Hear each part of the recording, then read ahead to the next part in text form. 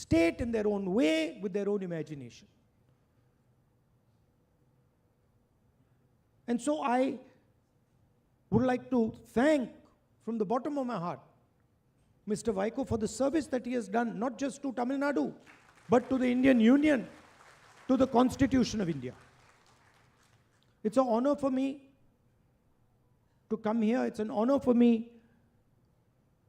to release the book.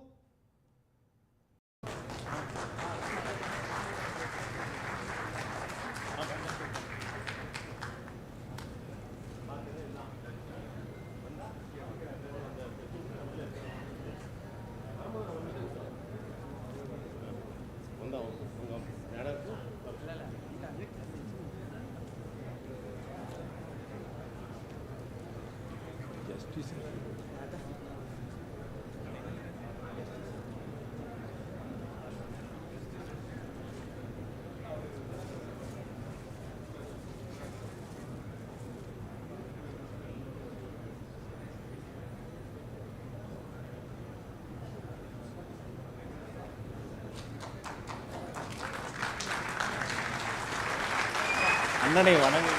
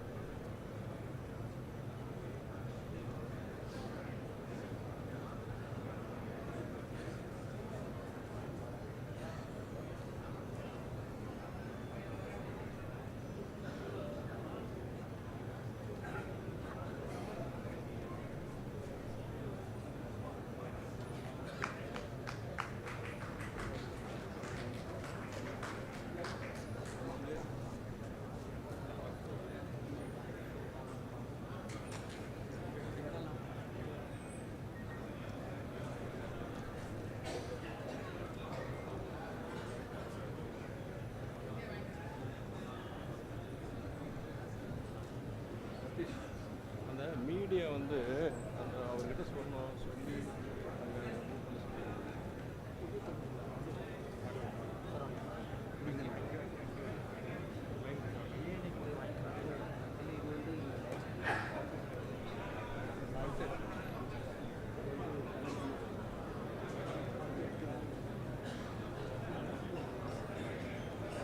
Satish இங்கே media people யாரும் ஸ்டேஜில் இருக்கக்கூடாது, சீக்கிரம் இது பண்ணிடுங்க, எல்லாம் கிளியர் பண்ணிடுங்க.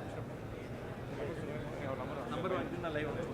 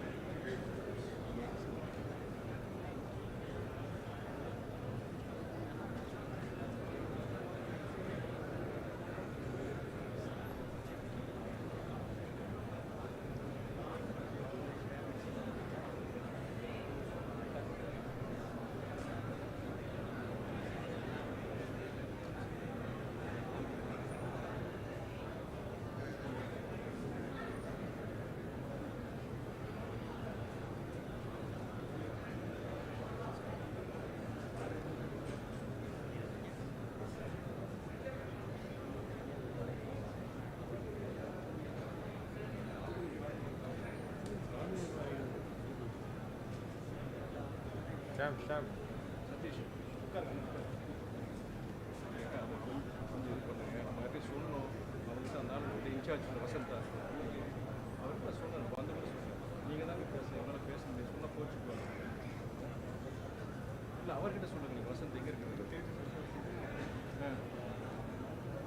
நீங்கள் அவர்கிட்ட சொல்லுங்கள். எப்படி கேட்குறாருங்க. நீங்கள் எல்லாருக்கும் முன்னாடி மறைக்குதுங்க. அது எல்லாமே நான் அதுக்கேற்றப்போ எனக்கு ப்ரூவ் பண்ணாங்க. அதே மாதிரி இந்த ஹைட்டுமே கொஞ்சம் குறைக்கணும். அந்த தலைக்கு மேலே போகக்கூடாதுன்னு சொன்னாங்க. தோழர் கொஞ்சம் ஒத்துழைங்க. மீடியா ஒத்துழைங்க. நீங்கள் அந்த ரோ உங்களுக்கு ஃபுல்லாக எக்ஸ்க்ளூசிவாக நான் கொடுத்துருக்கிறதுனால ஒரு அரை நாள் நம்ம பேசுகிறோம். நீங்கள் தான் பேசுகிறோம். நாங்கள் பேச முடியாது.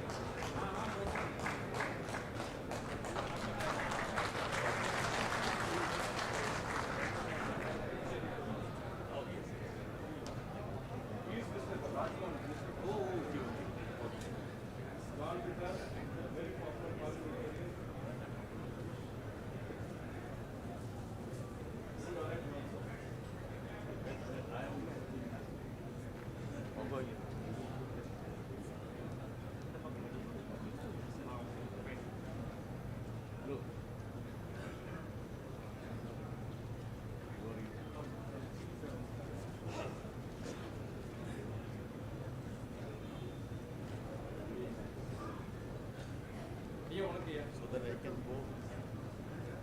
You understand?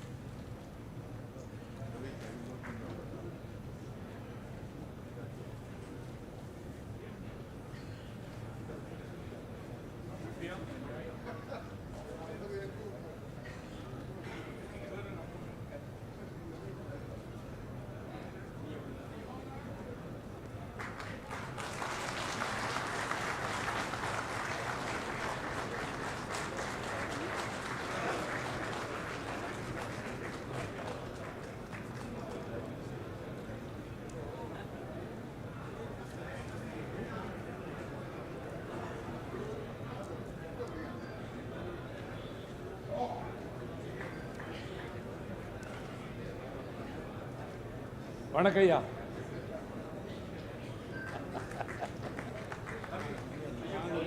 ஐயா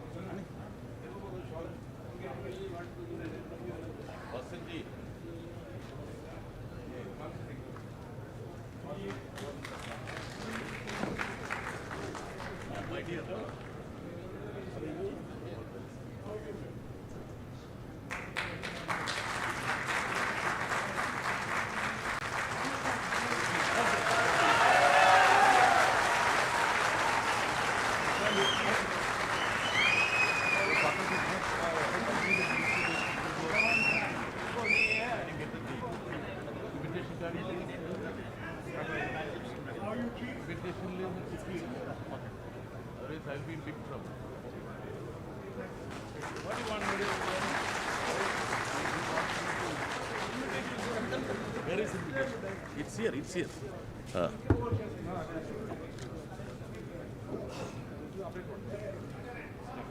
Yeah, this is here, but you need to tick. You need to tick. You need to tick. Where is he? Ticker now.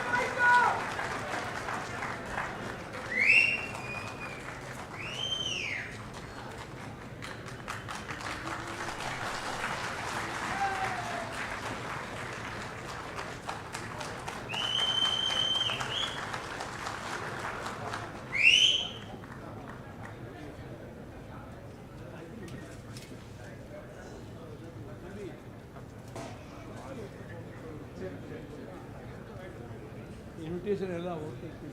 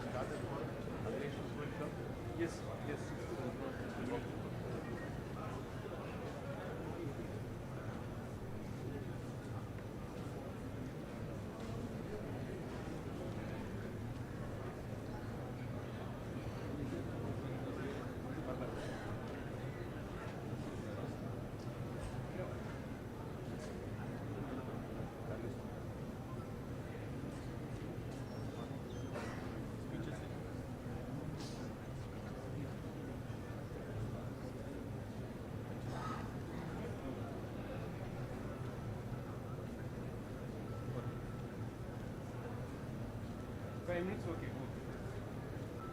Village is on the way. 5 minutes.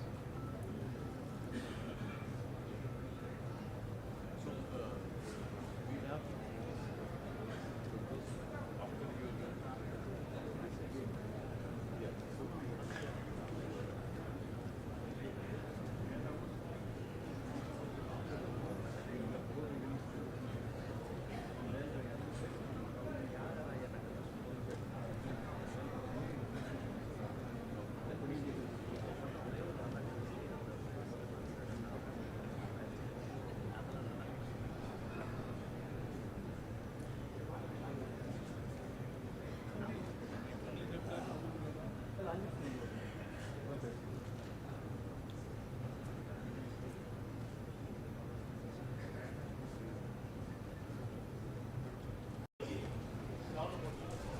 Yeah.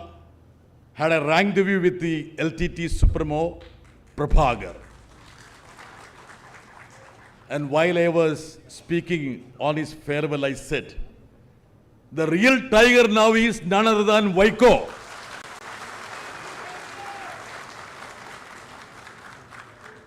Today, Mr. Vaiko is giving back to the capital city, where we felt him, where we actually benefited hugely out of his contribution. At present, we are releasing only 4 volumes. And I'm sure that there could be many more volumes with regard to his speeches and different facets of his life. Nobody can even think for a moment that he is 82. Are you really 82? No, absolutely no. I said you are the youngest now on the dais. Since we have many persons to speak, the most focal point of this function is that the book would be launched by Honorable Leader of the Opposition, Sri Rahul Gandhi ji, and the volumes would be received by my esteemed leader, friend, Sri Akhilesh Yadav. As I said, there is a galaxy of leaders on the dais. A minister from Tamil Nadu, Mr. Raj Mohan, veteran eminent politician, former Chief Minister of Jammu and Kashmir, Shri Farooq Abdullah, my own Thalaivar, Comrade M.A. Baby, Comrade D. Raja, Shri P. Chidambaram, Shri Manikyam Tagore, Shri Thirumavalavan, Sanjay Rautji, Manoj Kumar Jha, Shri E.T. Muhammad Bashir, N.G. Premachandran, Dr. G. Vishwanathan, and my friend and former colleague, Shri G.K. Vasan, and Shri Shankar V. Subramaniam. Of course, it's not deliberately that I left Sagariga. Since she's too close to me, I thought I should mention about her in the last. Let me just call upon my younger brother, Duriya Vaiko, to give the welcome address. Thank you.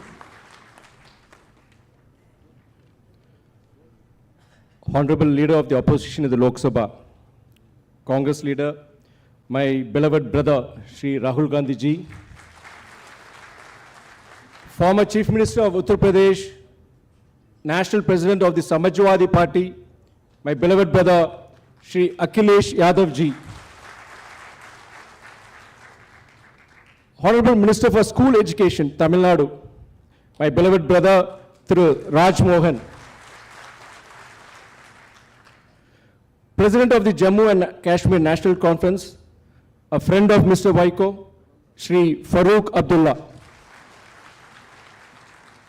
former Union Minister, a senior leader of the Congress Party, Shri P. Chidambaram ji, General Secretary CPM, Comrade M.A. Baby, General Secretary CPI, Comrade D. Raja, President of the Vidudalaigal Sirthai Kachi, my beloved brother, Shri Tol Thirumavalavan, President of the Tamil Nadu Congress Committee, Shri Manik Tagore, President of the Tamil Manila Congress, my beloved brother, Shri G.K. Vasan, Shri E.T. Muhammad Bashir, Member of Parliament representing Indian Union Muslim League, Founder and Chancellor of VIT University, Dr. G. Vishwanathan, Shankar V. Subramaniam, who represents Kumudam Publications Private Limited, and my brother, Shri John Brittas, CPM, who is the compeer for the event. Respected members of Parliament, distinguished leaders of various political parties, friends, members of the press and media, and office bearers of the Marumalichi Dravadam Munnetra Kalagam, Vanakkam. It is my privilege to welcome you all to this historical occasion, release of the book Vaiko in Parliament, a compilation of Vaiko ji's Parliament speeches. This event is far more than the release of a book. It is a celebration of an extraordinary Parliament legacy spanning nearly 3 decades, a legacy built on courage, conviction, and an unwavering commitment to public causes. Father of the nation, Mahatma Gandhiji said, the best way to find yourself is to lose yourself in the service of others. The great South African leader, Nelson Mandela, he remarked, what counts in life is not the mere fact that we lived. It is what difference we have made to the lives of others. And then the American civil rights leader, Martin Luther King Jr., he proclaimed, life's most persistent and urgent question is, what are you doing for others? Well, Vaiko ji had truly imbibed all these timeless values and ideals in his life. 6,000 kilometers of padayatras, more than 5 years of imprisonment for public causes, and a selfless public life spanning 3 decades. No, I'm sorry, 6 decades are true testimonies to this. Inspired by the Dravidian movement and its towering leaders like Thandai Periyar and Peranger Anna, Vaiko ji dedicated his entire life to the Tamil cause and became a tireless voice fighting for the Tamil Nadu's rights. Having spent 3 decades in Parliament, 24 years in the Rajya Sabha and 6 years in the Lok Sabha, Vaiko ji is one of India's most respected parliamentarians. His Parliament speeches reflected conviction, meticulous preparation, and an uncompromising commitment to democracy, federalism, social justice, linguistic rights, and humanitarian causes. This book is not merely a compilation of his speeches. It is a remarkable chronicle of India's parliamentary democracy. It is therefore a matter of immense pride that these 4 historical volumes are being launched by the Honorable Leader of the Opposition in the Lok Sabha, Shri Rahul Gandhi, and that the first set is being received by one of India's foremost socialist leaders and former Chief Minister of Uttar Pradesh, Shri Akhilesh Yadav ji. In every generation, there emerges a leader who carries not only the legacy of a great movement, but also its hopes for the future. Shri Rahul ji has emerged as one of the foremost defenders of the Constitution and democratic values in contemporary India. Through his unwavering commitment to democracy, federalism, social justice, secularism, and the rights of ordinary citizens, he has become one of the strongest voices for safeguarding India's constitutional institutions. His remarkable ability to connect with India's youth, farmers, workers, and marginalized communities has earned admiration across the country. He has consistently demonstrated that politics is not merely about power, but about listening to people, standing with them in difficult times, and giving voice to their aspirations. His courage, resilience, and humility have made him one of the most respected voices in contemporary Indian politics. It is therefore most befitting that Shri Rahul ji is today releasing Vaiko ji's book. On behalf of Vaiko ji and the entire MDMK family, I extend my warmest welcome to you. Shri Akhilesh Yadav represents a rare combination of progressive vision and grounded leadership. As Chief Minister of Uttar Pradesh, he demonstrated that governance must focus on infrastructure, education, technology, healthcare, and opportunities for young people. Landmark initiatives such as the Agra-Lucknow Expressway, the Lucknow Metro, widespread digital empowerment, health, and numerous welfare initiatives transformed the lives of millions and set new benchmarks in public administration. As a national leader, he has consistently championed the rights of farmers, youth, backward communities, minorities, and the underprivileged. His dignified and issue-based politics, coupled with his commitment to social justice and inclusive development, have earned him respect far beyond political boundaries. It is a matter of great significance that a leader who has devoted himself to public service and democratic values is today receiving the book. As we welcome Shri Akhilesh Yadav, we also pay our respectful homage to the late Shri Mulayam Singh Yadav, one of India's tallest social leaders and a friend of Vaiko ji. Mulayam ji's lifelong struggle for social justice, secularism, farmers' welfare, and the empowerment of the underprivileged continue to inspire us. I extend my heartfelt welcome to Shri Akhilesh ji. I also extend my warm welcome to Honorable Minister through Rajbhavan, who's on behalf of the Honorable Chief Minister of Tamil Nadu through Joseph Vijay. When my beloved brother Joseph Vijay entered politics, electoral politics, he said he would win, but some said he cannot. When he declared that he would provide a corruption-free government, many said not possible. Today, he has silenced his critics, and all his skeptics have gone wrong. He has won the people's mandate. Today, he is providing a corruption-free government. My brother Vijay has brought change, made the impossible possible. Today, our Honorable Chief Minister's government is striving to set an example for the entire nation that clean, transparent, accountable and people-centric governance is an achievable reality. That is why I affectionately call him Matrathin Mudalvar, that is the Chief Minister of Change.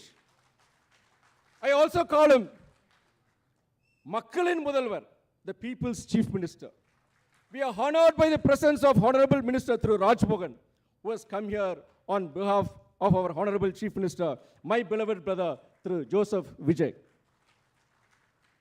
This gesture of our Honorable Chief Minister reflects the immense respect he has for our leader, Vaiko ji. My heartfelt welcome also extends to every member of parliament who's over here, distinguished leaders of various political parties, friends, members of the press and media, and above all, the dedicated office bearers and cadres of Marumalachi Dravada Munnetra Kazhagam, MDMK. They say that behind every successful man, there is a woman.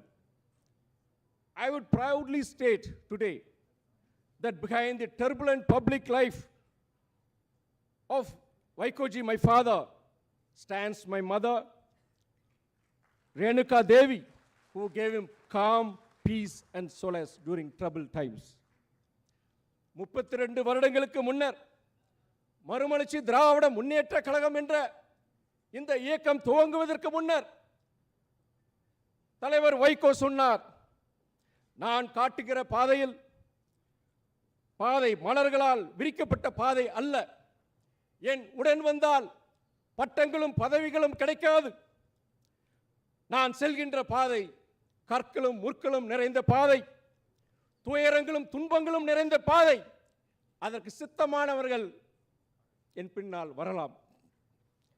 அந்த அழைப்பை ஏற்று எவ்வித பிரதிபலனும் எதிர்பார்க்காமல் இந்த இயக்கத்திற்காக, இந்த தலைவனுக்காக தங்கள் வாழ்க்கையை அர்ப்பணித்த மாணிக்க கற்களாகிய மறுமலர்ச்சி திராவிட முன்னேற்ற கழகத்தின் தொண்டர்கள்,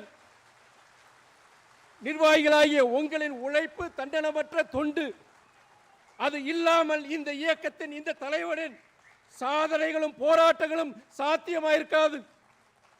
மறுமலர்ச்சி சொந்தங்களே, நீங்கள் இருக்கும் திசையை நோக்கி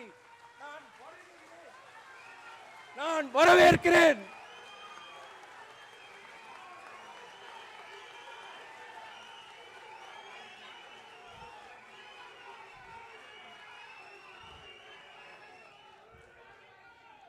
"32 years back, Vaiko ji made a clarion call before launching his party. He said, the path ahead is not one strewn with flowers. It is a path filled with thorns and tribulations. It offers neither titles or positions. What awaits you are sacrifice, hardship, and imprisonment. Only those prepared for such a life should choose to follow me.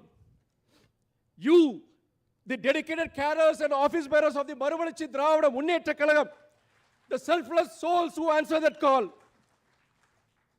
expecting nothing in return, you devoted your life to this movement and to this leader. It is your selfless dedication and sacrifice that have been the true strength of this movement. I would also say that none of these achievements and milestones would have been possible without the selfless sacrifice of you all. I salute you, I welcome you all. With these words, I once again extend a heartfelt welcome to each every one of you. Thank you. Vanakkam.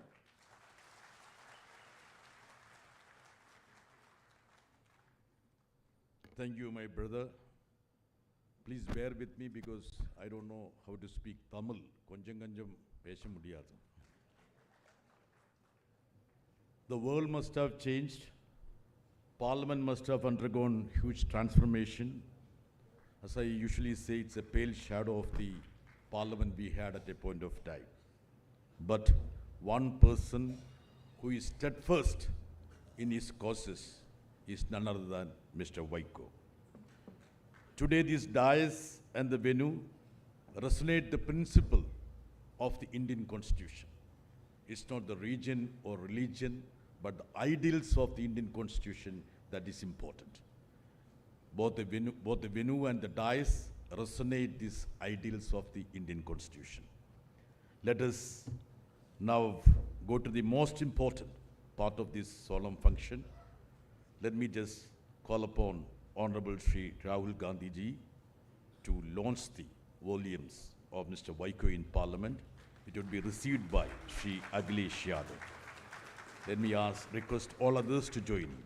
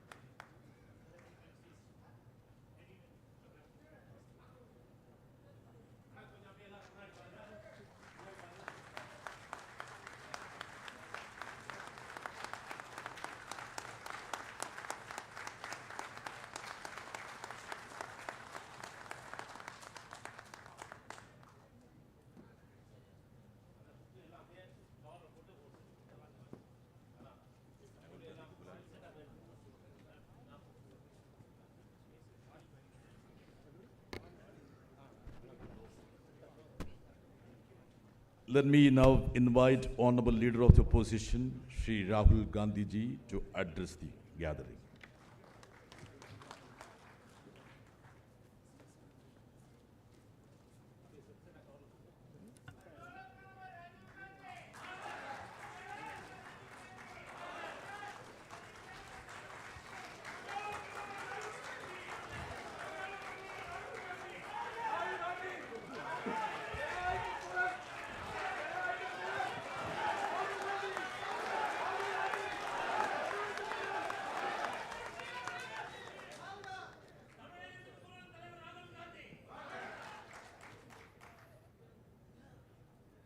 Mr. Vaiko,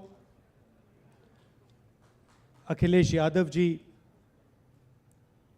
Farooq Abdullah ji, P. Chithambaram ji, Rajmohan ji, M.A. Baby ji, D. Raja ji, Sagarika Ghosh ji, Tirumavalan ji, G.K. Vasan ji, Manik Tagore ji, John Britash ji, Durai Vaiko ji, India Alliance leaders on the stage, brothers and sisters, friends from the media, I'd like to welcome all of you here this evening.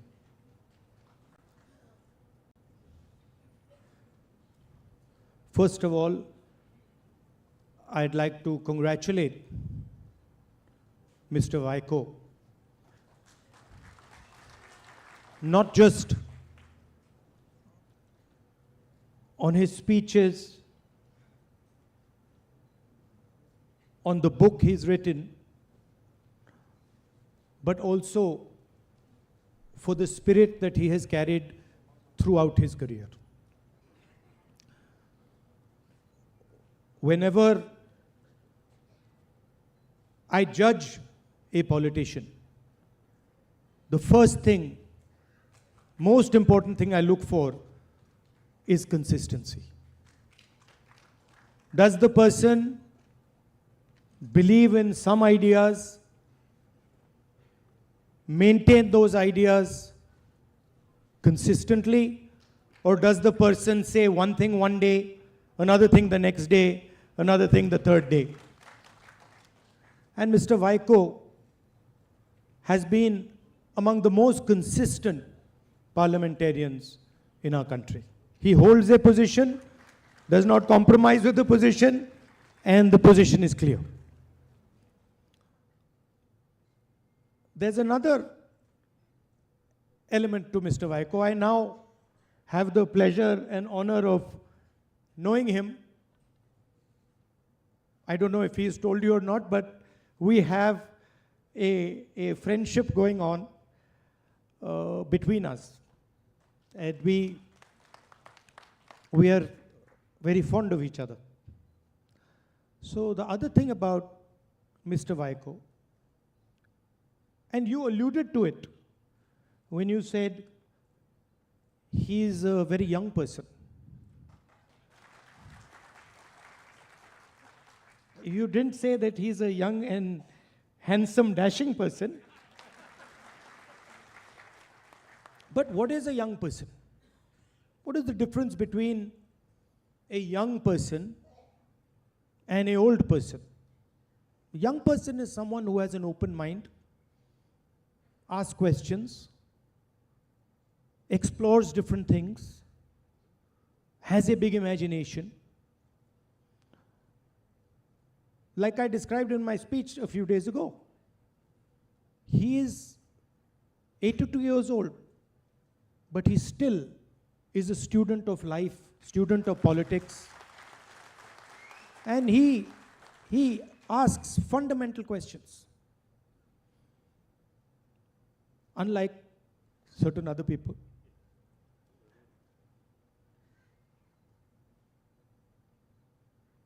We are going through a strange time in our country. Students are on the street in severe pain. They don't have work. They're asking for fairness in exams. They're asking for an education system that works. And on the other side, we have the Prime Minister who is forgiving them. Who he is to forgive them, I don't know. Where he gets the idea that he has the right to forgive the future of India, I don't know. But that's what he chooses to do. And behind the thinking of the Prime Minister, and behind the thinking of his colleagues, and particularly the RSS, is a very dangerous and caustic idea. The idea that this country is not an expression of the many. In the Constitution, it's clearly written, India, that is Bharat, is a union of states. A state is an expression of the people of India. When we say Tamil Nadu, we are not just saying empty words. Inside those words is the history of the Tamil people, the language of the Tamil people, the pain, suffering, happiness of the Tamil people. And so the Constitution says that every state represents one history, one tradition, one language, one expression of our people. And so every single state has the right to that expression. Every single state must be treated fairly. And when I spoke of consistency, when I said Mr. Vaiko is a consistent politician, the one thing that he has defended all his life is the aspirations, the dreams, the imagination of the Tamil people. Tamil language, the future of Tamil Nadu, the suffering of Tamil Nadu, and that is really what India is about. Every state has the right to express itself. Every state has the right to its own culture, the right to its own history, the right to its own language. And here we have suddenly some ignorant people who don't understand the Tamil language, who don't understand the Tamil people, who don't understand the Marathi people, who don't understand the Bengali people, who don't understand the people from Kerala, and say no. None of these histories are relevant. None of these imaginations are relevant. None of these languages are relevant. The only language, the only history that's important, relevant, is the one ascribed by the RSS. And this is really what the fight is about. This is why the students are outside. Because India will never accept, will never ever accept any of its cultures, any of its languages, any of its histories to be trampled by anybody. And that is what really all the people on this stage do. They defend the idea of India in their own way, in their own state, in their own way, with their own imagination. And so I would like to thank from the bottom of my heart Mr. Vaiko for the service that he has done, not just to Tamil Nadu, but to the Indian Union, to the Constitution of India. It's an honor for me to come here. It's an honor for me to release the book, to speak a few words about him. He's an inspiration for all of us. He came to me and he said, you know, will you come and release the book for me? I said, Vaiko ji, what sort of question are you asking? That is not even a question you should be asking. If you have said it, I am coming. So that is the type of respect and relationship we have. I'd like everybody, the leaders on the stage, brothers and sisters who are here, and particularly the supporters who, as you said, have supported you through thick and thin without asking for anything, have given their blood and their tears for Mr. Vaiko. I'd like to thank all of you. Thank you very much. All the best.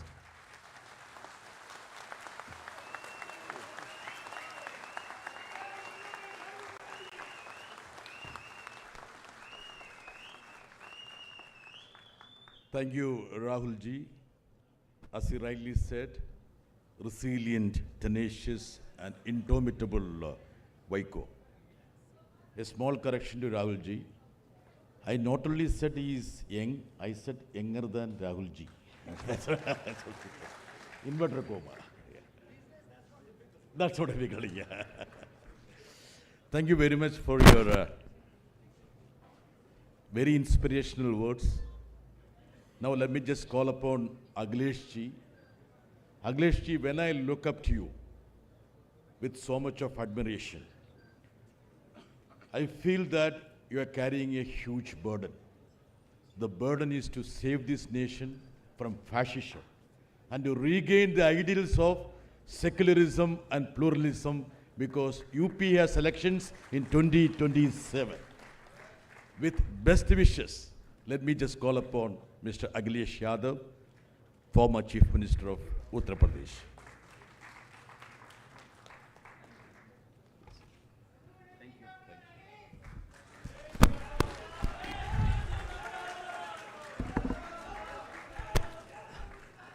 Welcome and good evening, everyone.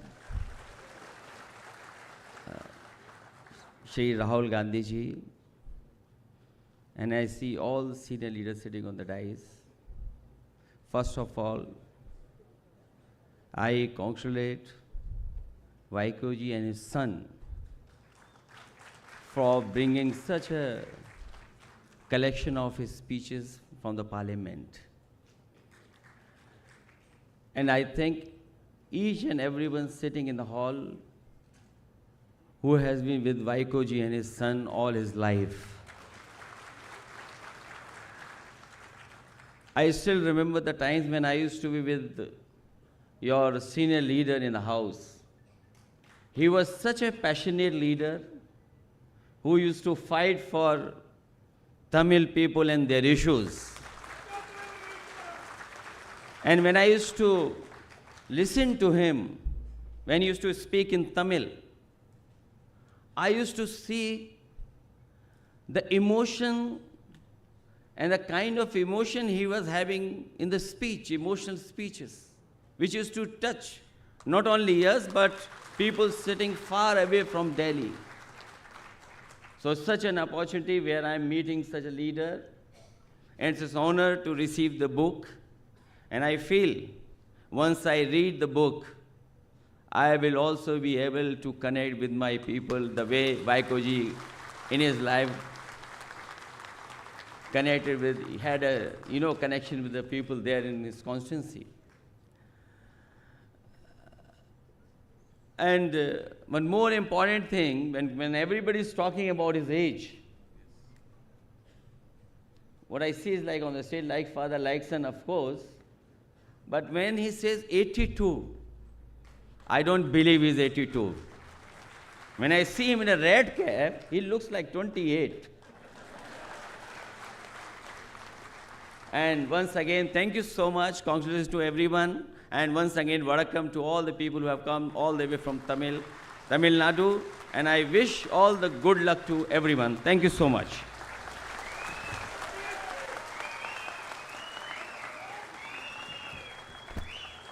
Thank you, Akhilesh ji. Before Rahul ji and Akhilesh ji leave, Vaiko ji wants to express his gratitude to both the leaders.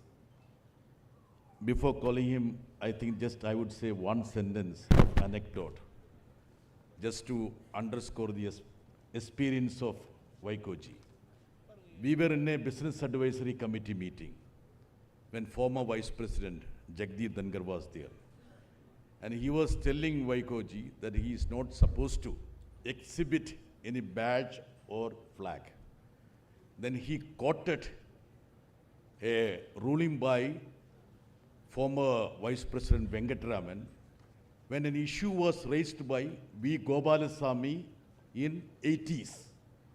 Then I told him that Gopalasamy is Vaiko. That is 80s. Very interesting episode. Let me just call upon esteemed the center of attraction, Vaiko ji.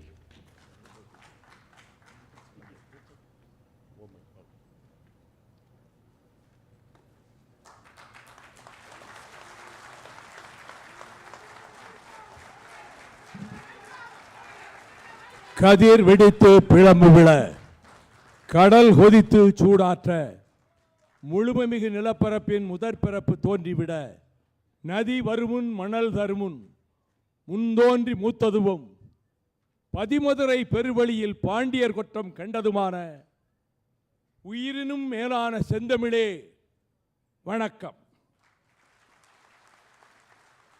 I am Vaiko, a product of Dravidian stock.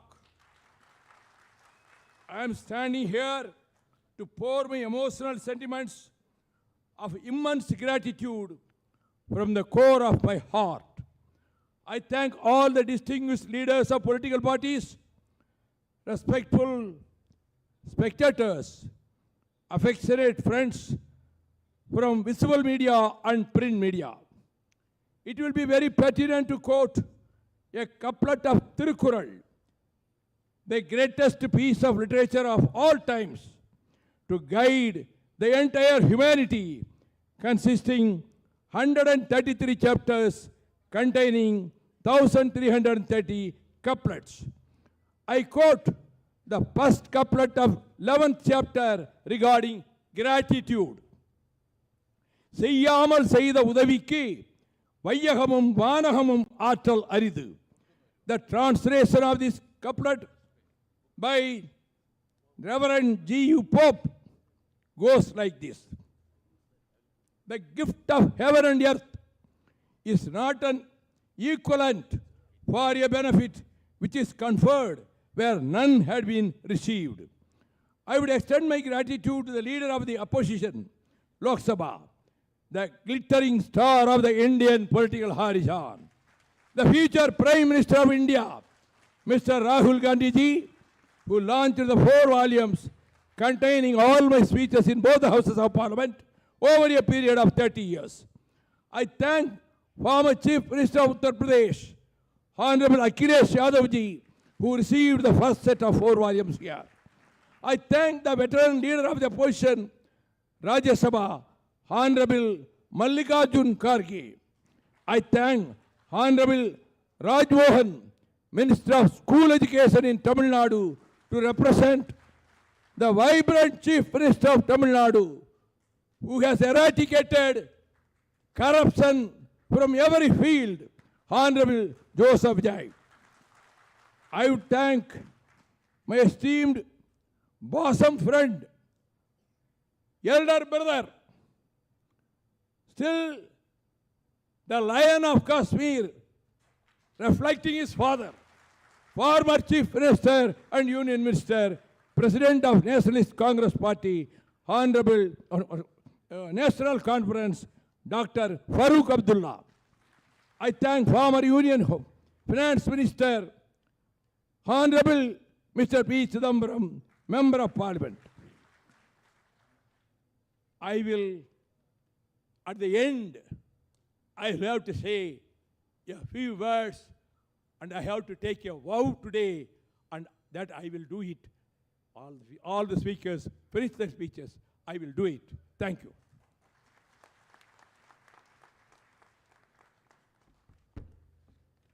Thank you, Vaiko ji. Let me just invite Honorable Thiru Raj Mohan, Minister for School Education, Tamil Nadu.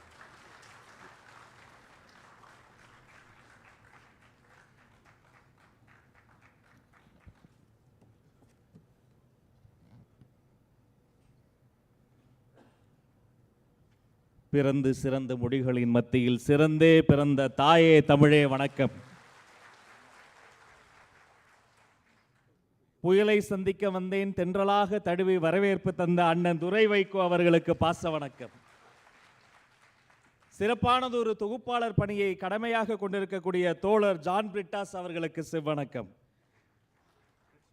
மதிப்பிற்குரிய சரத் பவார் அவர்களுக்கும் மல்லிகார்ஜுனன் கார்கே அவர்களுக்கும் ஃபரூக் அப்துல்லா அவர்களுக்கும் காங்கிரஸ் பேர் இயக்கத்தின் பெருந்தகையாளர் ஐயா ப. சிதம்பரம் அவர்களுக்கும் யஷ்வந்த் சிங் அவர்களுக்கும் டெரெக் ஓ பிரையன் அவர்களுக்கும் தோழர் பேபி அவர்களுக்கும் தோழர் ராஜா அவர்களுக்கும் மாவீரன் மாணிக்கம் தாகூர் சகோதரர் அவர்களுக்கும் எங்கள் தாய் சிறுத்தையாம் தோல் திருமாவளவன் அண்ணன் அவர்களுக்கும் சஞ்சய் ராத் அவர்களுக்கும் மனோஜ்குமார் அவர்களுக்கும் முகமது பஷீர் அவர்களுக்கும் பிரேமச்சந்திரன் ஐயா அவர்களுக்கும் சஃபாரி போட்ட வேந்தர் எங்கள் ஐயா டாக்டர் ஜி விஸ்வநாதன் ஐயா அவர்களுக்கும் அன்பு சகோதரர் ஜி கே வாசன் ஐயா அவர்களுக்கும் சங்கர் சுப்பிரமணியம் அவர்களுக்கும் யாருடைய பேரை சொன்னால் நாடாளுமன்றம் குளிர்காலத்தில் கூட கொஞ்சம் வேர்க்குமோ விழாநாயகன் அண்ணன் வைகோ அவர்களுக்கும் வணக்கம்.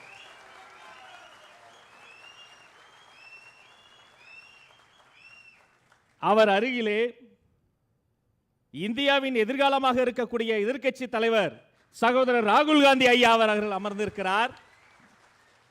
சகோதரர் அகிலேஷ் யாதவ் அவர்கள் அமர்ந்திருக்கிறார்.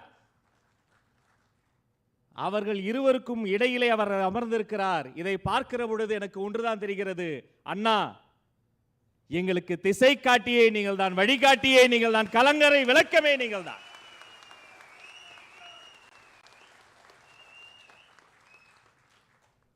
இந்த புத்தகம் என்பது வைகோ என்ற பார்லிமெண்டேரியனுடைய டாக்குமெண்டேஷன் அல்ல. இந்தியா என்ற பெருந்தேசத்தின் நாடாளுமன்றத்தினுடைய சரித்திரத்தின் ஒரு பகுதி இந்த புத்தகம்.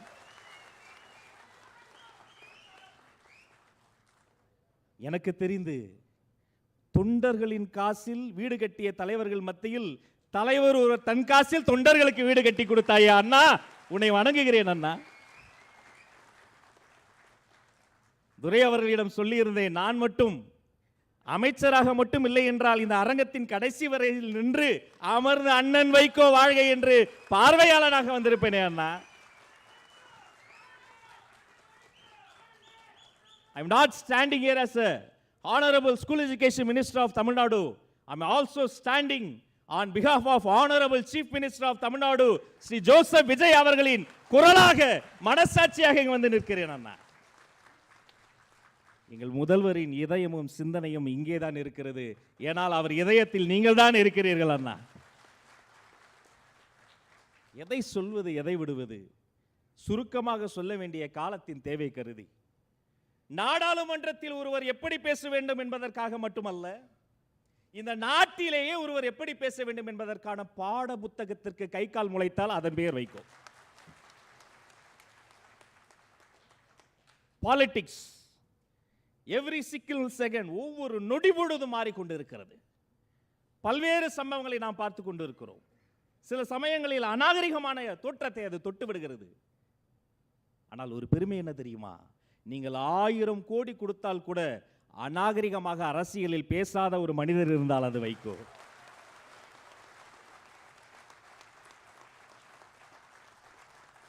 எதை வாங்கலாம் என நினைக்கக்கூடிய மனிதர்கள் மத்தியில் எதை கொடுக்கலாம் என நினைக்கக்கூடிய ஒரு மனிதர். மழை கொடுக்கும் கொடையும் ஒரு 2 மாதம், வருடத்தில் 2 மாதம் மழை பொழியும். வயல் கொடுக்கும் கொடையும் ஒரு 3 மாதம், வருடத்தில் 3 மாதம் வயல் நிறையும். மழை கொடுக்கும் கொடையும் ஒரு 2 மாதம், வயல் கொடுக்கும் கொடையும் ஒரு 3 மாதம், பசு கொடுக்கும் கொடையும் ஒரு 4 மாதம், பார்த்திபனாம் வைகோவுக்கோ 4 மாதம் 4 மாதம். மறுமலர்ச்சி திராவிட முன்னேற்ற கழகத்தினுடைய ஒரு கண்மணி கேட்டால் என்ன கொடுப்பார், எதை கொடுப்பார் என்று இவர்கள் எண்ணும் முன்னே தன்னையே கொடுக்கக்கூடியவர், பொன்னை கொடுக்கக்கூடியவர், பொருளை கொடுக்கக்கூடியவர். The voice of voiceless. இந்திய நாடாளுமன்றத்திலே யாருக்கெல்லாம் குரல் கொடுத்தாரோ, யாருக்கெல்லாம் குரல் இல்லையோ அவர்களுக்கெல்லாம் குரல் கொடுத்த voice of voiceless is Vaiko. தமிழர் நலம், தமிழ் நலம், தமிழ்நாட்டின் நலம், பெண்கள் நலம், பாட்டாளிகளின் நலம், ஒரு வரியில் சொல்வதென்றால் மாணவர்கள் முதல் மீனவர்கள் வரை குரல் கொடுத்த ஒரு மாமனிதரின் பெயர் வைகோ. அவருடைய கூட்டத்திற்கு வரும்போதே நான் காத்திருப்பேன். அந்த வெள்ளுடை உடுத்திய வேங்கை பேச்சு நடுவே அந்த கருப்பு துண்டை தூக்கி போட்டு பிடிப்பாயே அண்ணா, அதில் தானே நாங்கள் சொக்கி கிடந்தோம். இன்று கோட்டு சுட்டில் பார்க்கிற பொழுது நெஞ்சம் நிறைகிறது. இந்திய நாடாளுமன்றம் கொடுத்து வைத்திருக்கிறது. இந்த தோற்றத்தில் இவர் அமெரிக்க நாடாளுமன்றத்தில் பேசியிருந்தால் அங்கேயும் ஒரு நாடாளுமன்ற புலி என்ற பட்டத்தை வாங்கியிருப்பார். அவரிடம் நாங்கள் கற்றுக்கொள்ள வேண்டியதும் பெற்றுக்கொள்ள வேண்டியதும் எக்கச்சக்கமாக இருக்கிறது. as a young politician, வளர்ந்து வரக்கூடிய இளம் தலைமுறை, புதிய தலைமுறை அரசியல்வாதிகள், அவருடைய வாழ்க்கையிலிருந்து நாம் எடுத்துக்கொள்ள வேண்டிய ஒரு செய்தி, முதலில் ஒழுக்கம்.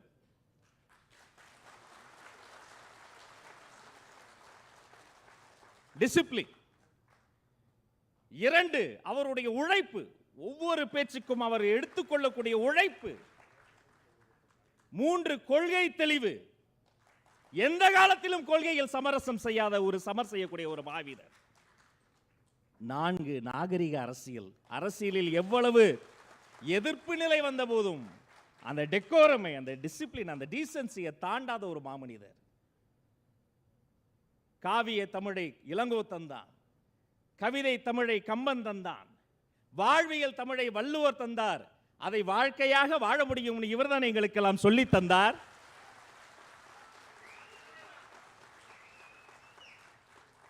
I take this opportunity to extend my greetings and thanks not only for the organizers and publishers of this book, but also for the entire nation. இவர் ஒரு கட்சி கொண்டாட வேண்டிய தலைவர் அல்ல, ஒவ்வொரு கட்சியும் கொண்டாட வேண்டிய ஒரு பாட புத்தகம், இந்த நாடு கொண்டாட வேண்டிய ஒரு நடமாடும் நூலகம், இந்த தேசத்தினுடைய பொக்கிஷம். பேரறிஞர் பெருந்தகை தென்னாட்டு பெர்னாட்ஷா அண்ணா ஒரு முறை சொன்னார், தம்பி வா தலைமை ஏற்கவா.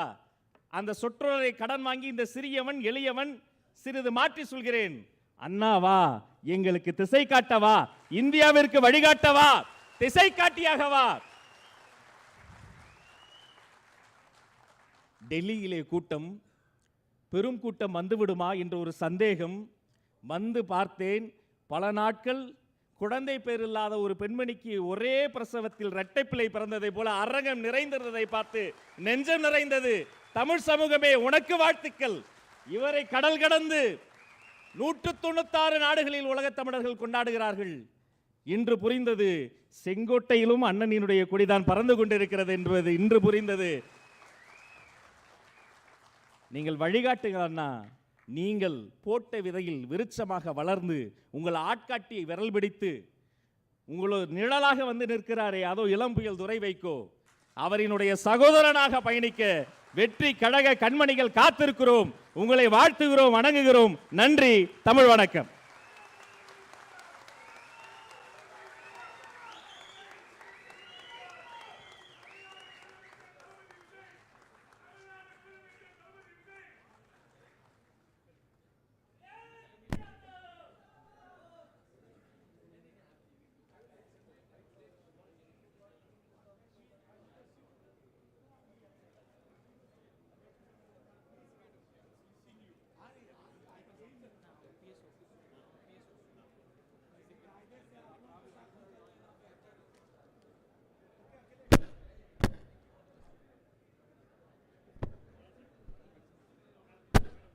Please be seated. There are many more illustrious leaders to address this gathering.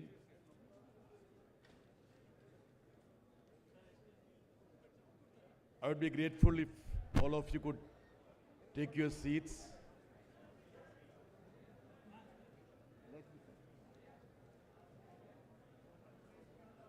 Thank you very much, Mr. Raj Mohan. Let me just call upon another young man of Indian politics.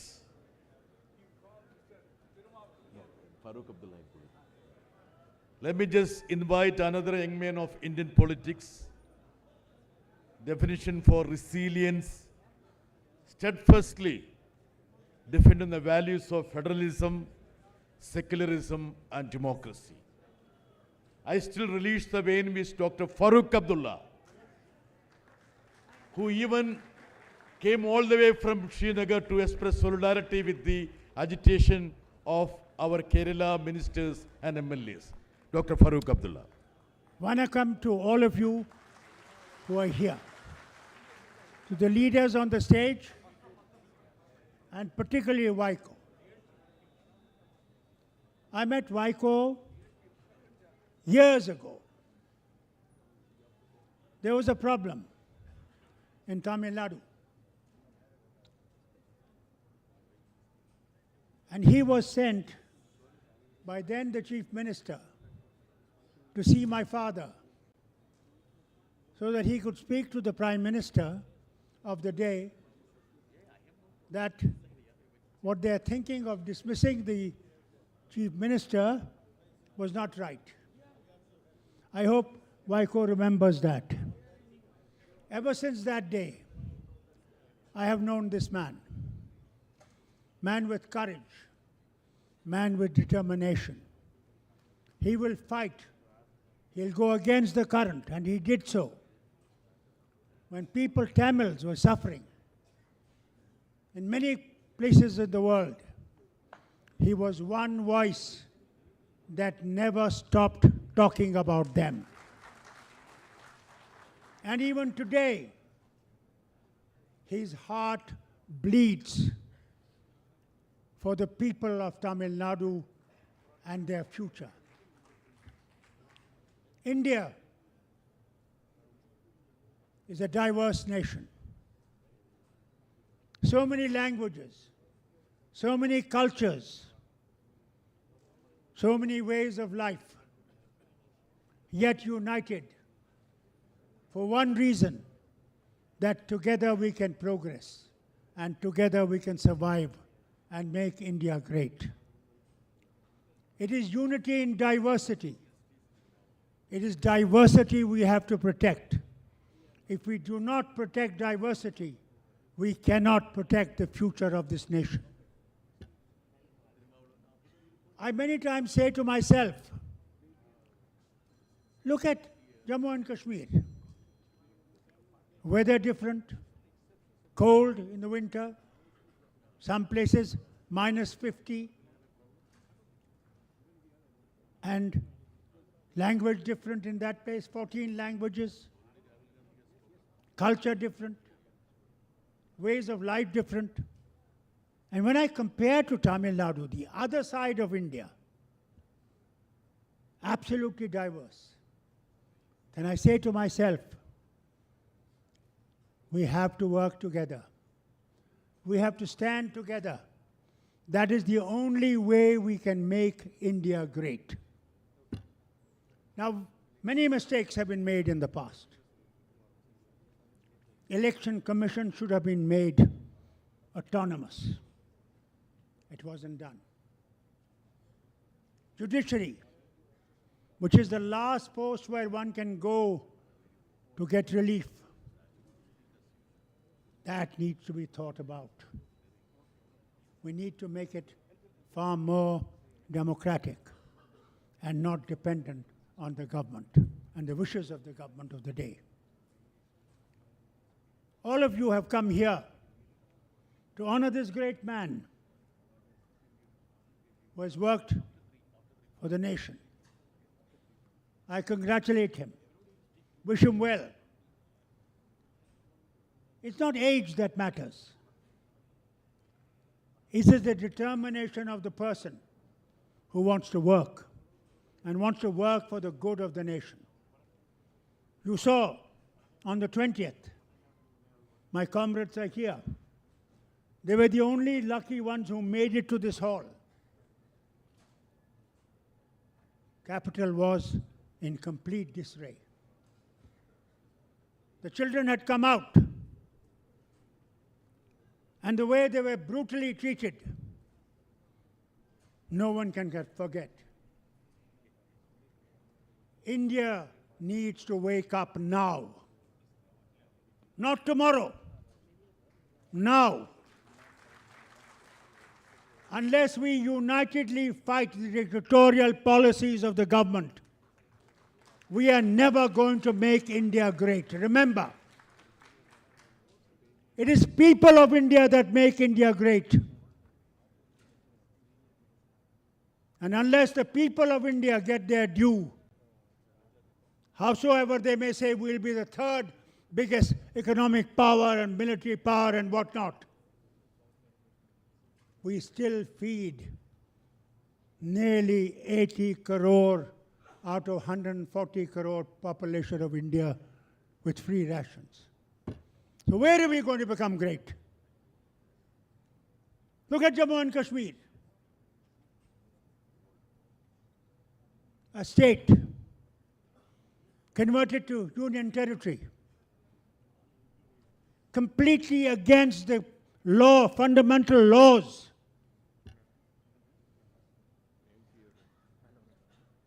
And they are going to do this to other states also. Be sure about it if they remain in power. It is the practice ground that Kashmir has been. I can't imagine that the crown of India has been reduced to a union territory. There's an elected government with hardly any powers. Power lies with the center. And when we cry and say, restore our statehood, they say, yes, we will do so. But when? When will you do it? How long have you to wait? Trust people. Unless you trust people, you're not going to make this country great. And that is what we lack. The trust factor is not there. How does it matter? I remember how Tamils love their language,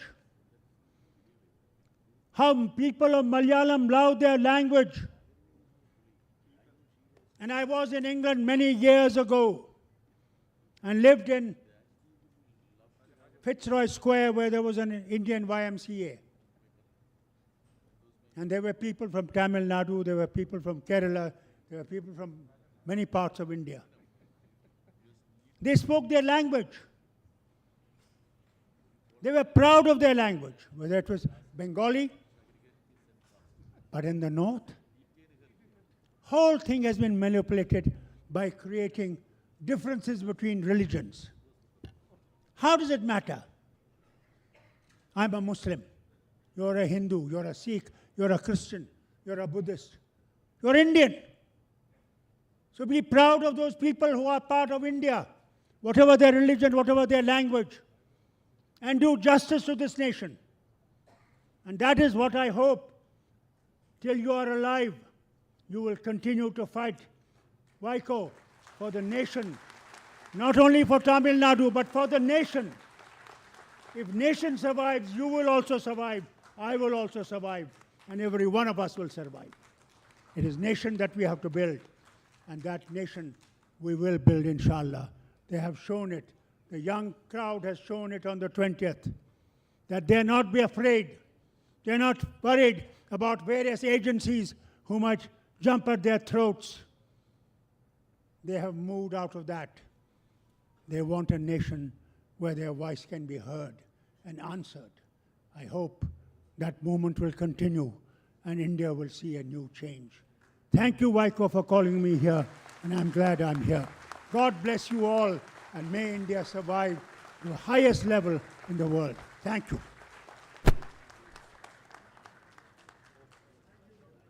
Thank you, Dr. Farooq Abdullah, for your words of wisdom and insight. I've been requested by Vaiko ji to invite Thiru Malavalan for, because as he has to go up to Chennai for an urgent work.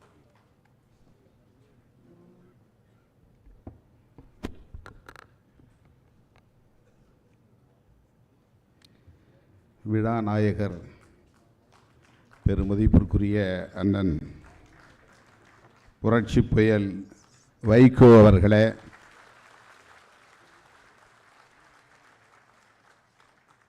நாடாளுமன்றத்தில் வைகோ என்னும் ஆங்கில நூலை வெளியிட்டு வாழ்த்தி விடைபெற்று சென்றிருக்கிற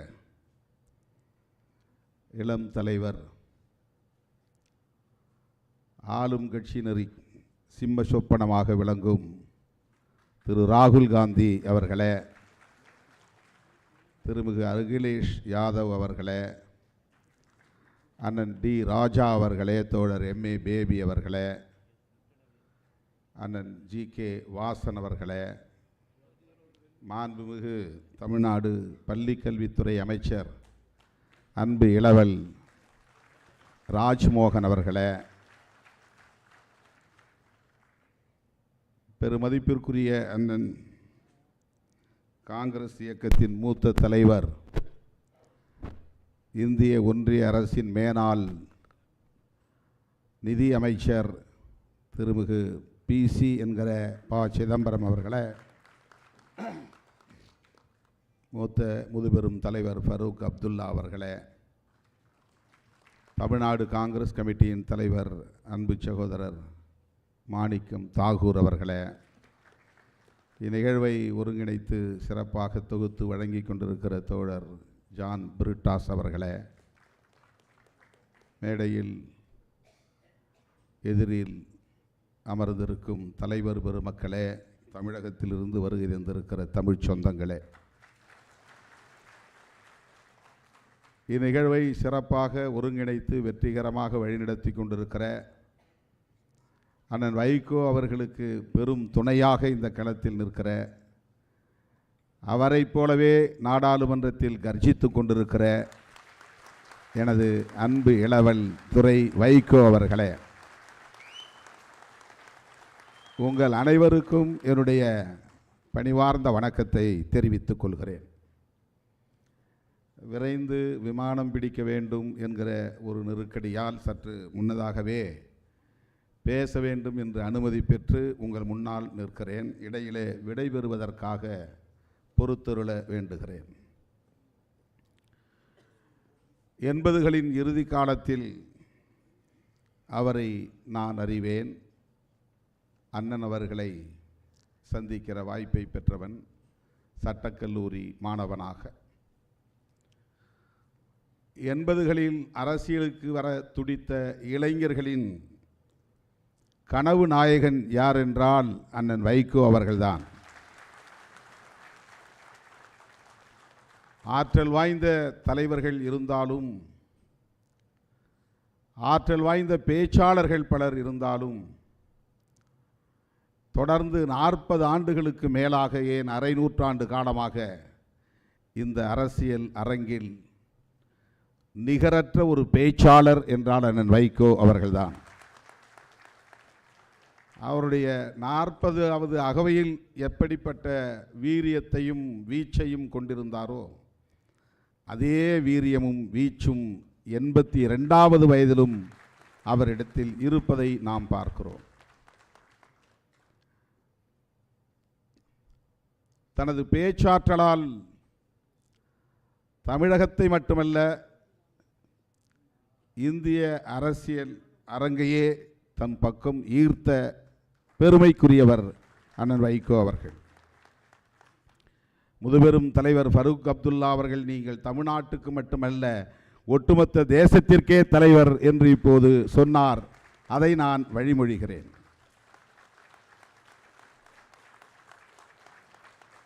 அவர் மட்டும் டெல்லியிலோ அல்லது வட இந்திய மாநிலங்களிலோ பிறந்து இந்தியை தாய்மொழியாக கொண்டவராக இருந்திருந்தால் அவர் இந்தியாவின் பிரதமராக கூட ஆகியிருக்க முடியும்.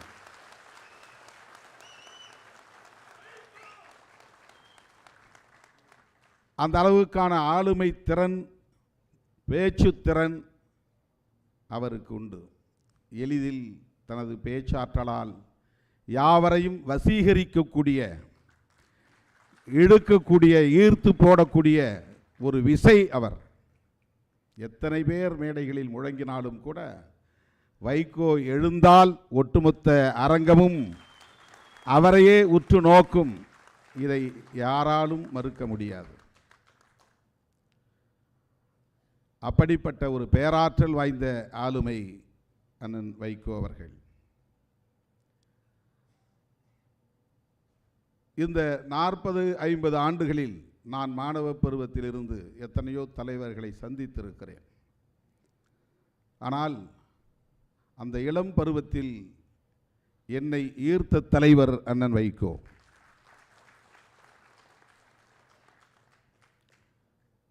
நான் யார், என்ன பின்னணி என்றெல்லாம் பாராமல் அவரை அழைத்து ஒரு நிகழ்ச்சியை சட்டக்கல்லூரியில் நடத்த வேண்டும் என்று நான் விரும்பிய போது உடனே என் தோளை தட்டி கொடுத்து வருகிறேன், ஏற்பாடு செய் என்று சொன்னவர். நீ யார், நீ எந்த ஊர் என்றெல்லாம் என்னிடத்தில் வினவவில்லை. மாணவன் என்று அறிமுகம் செய்து கொண்டேன், அவ்வளவுதான். அதேபோல் ஒரு முறை என்னால் மறக்க முடியாத ஒரு நிகழ்வு.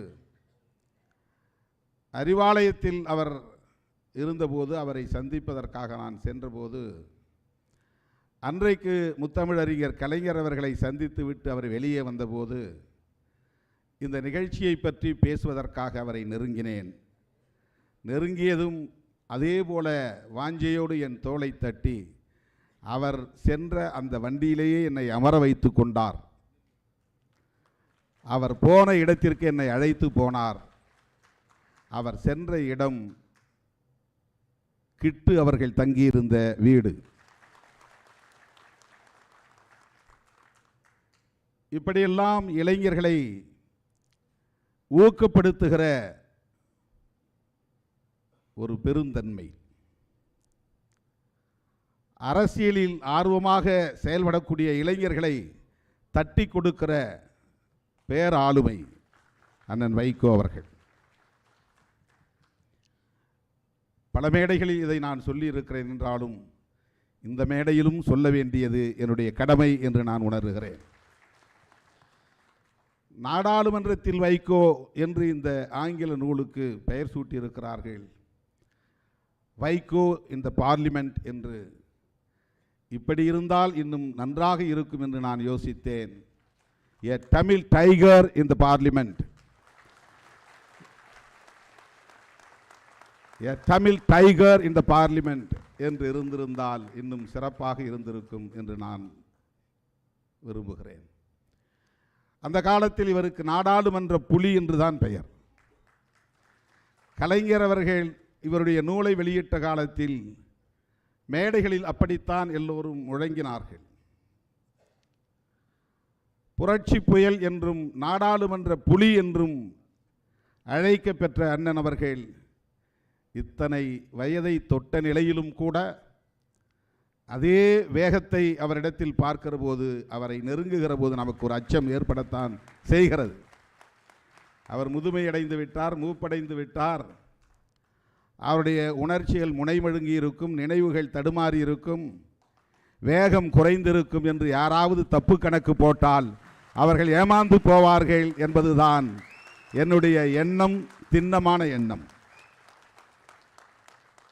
இன்னும் பல பத்தாண்டுகள் அப்படி அவர் வீரியத்தோடு இயங்குவார் என்று நான் நம்புகிறேன். தம்பி ராஜ்மோகன் அவர்கள் சொன்னதைப் போல அவருடைய தனிப்பட்ட தனிநபர் ஒழுக்கம் என்பது அவருடைய உடல்நலத்தை பேணி பாதுகாக்கிறது. வலுவோடு இருக்கிறார், ஆற்றலோடு இருக்கிறார், அதே வீரியத்தோடு இருக்கிறார், தன்மான உணர்வோடு இருக்கிறார் என்று நான் எண்ணி பெருமைப்படுகிறேன். அவருடைய இளவலாக இந்த அரசியலில் நான் அடியெடுத்து வைத்தவன் என்கிற முறையில் மக்கள் நல கூட்டணியின் போது என்னை அவர் கவனித்து கொண்ட பாங்கு எங்கள் தோழர்களை நெகிழ வைத்தது. என்னை ஒரு சமமான கட்சி தலைவனாக பார்க்காமல், ஒரு கூட்டணி கட்சி தலைவனாக பார்க்காமல், ஒரு உடன்பிறப்பாக கருதி என்னை அவர் தழுவிக்கொண்டது, ஆற தழுவிக்கொண்டது. என் உடல்நலத்திற்காக எங்கள் தொண்டர்களோடு அவர் சண்டை போட்டது உட்பட என்றைக்கும் எங்களால் மறக்க இயலாது. அப்படிப்பட்ட அவருடைய பேரன்பையும் அவருடைய நல்ல வாழ்த்துக்களையும் பெற்றவன் என்கிற முறையில் இந்த நிகழ்ச்சியில் பங்கேற்கிற வாய்ப்பை வழங்கிய அண்ணன் அவர்களுக்கு என்னுடைய நெஞ்சார்ந்த நன்றியை தெரிவித்து, அடுத்தடுத்து அவருடைய நிகழ்வுகள் எவையாயினும் அந்த நிகழ்வுகளிலெல்லாம் பங்கேற்கிற வாய்ப்பை துரை வைகோ எனக்கு வழங்குவார் என்கிற நம்பிக்கையோடு அவருக்கும் நன்றி சொல்லி விடைபெறுகிறேன். நன்றி, வணக்கம்.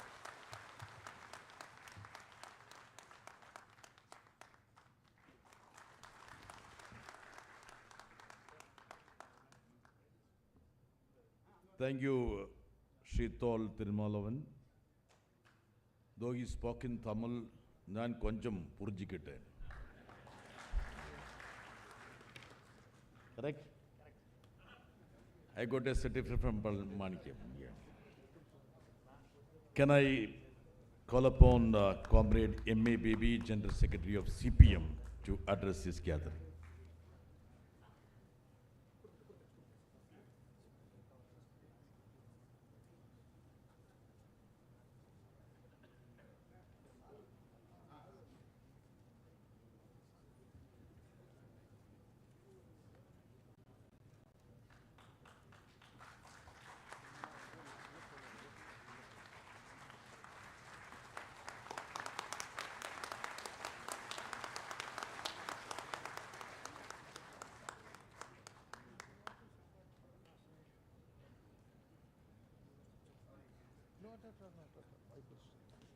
All the best.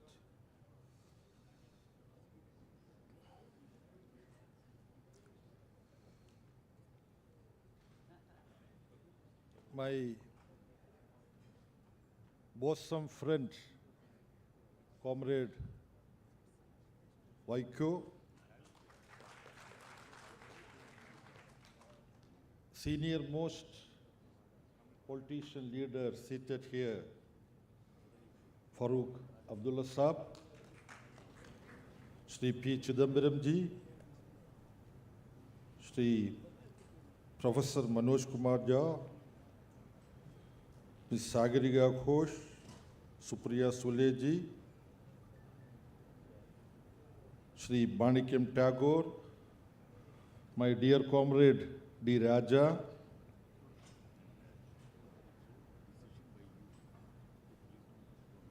Honorable Shri Raj Mohan, Comrade Dr. John Brittas, Durai Vaiko, G.K. Vasanji, Dr. G. Vishwanathanji, sisters and brothers.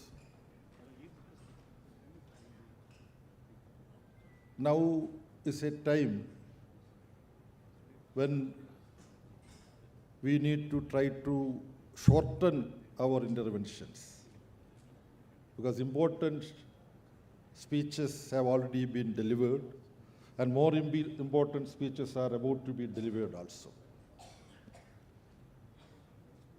I can speak about my dear comrade Vaiko ji at length if I need,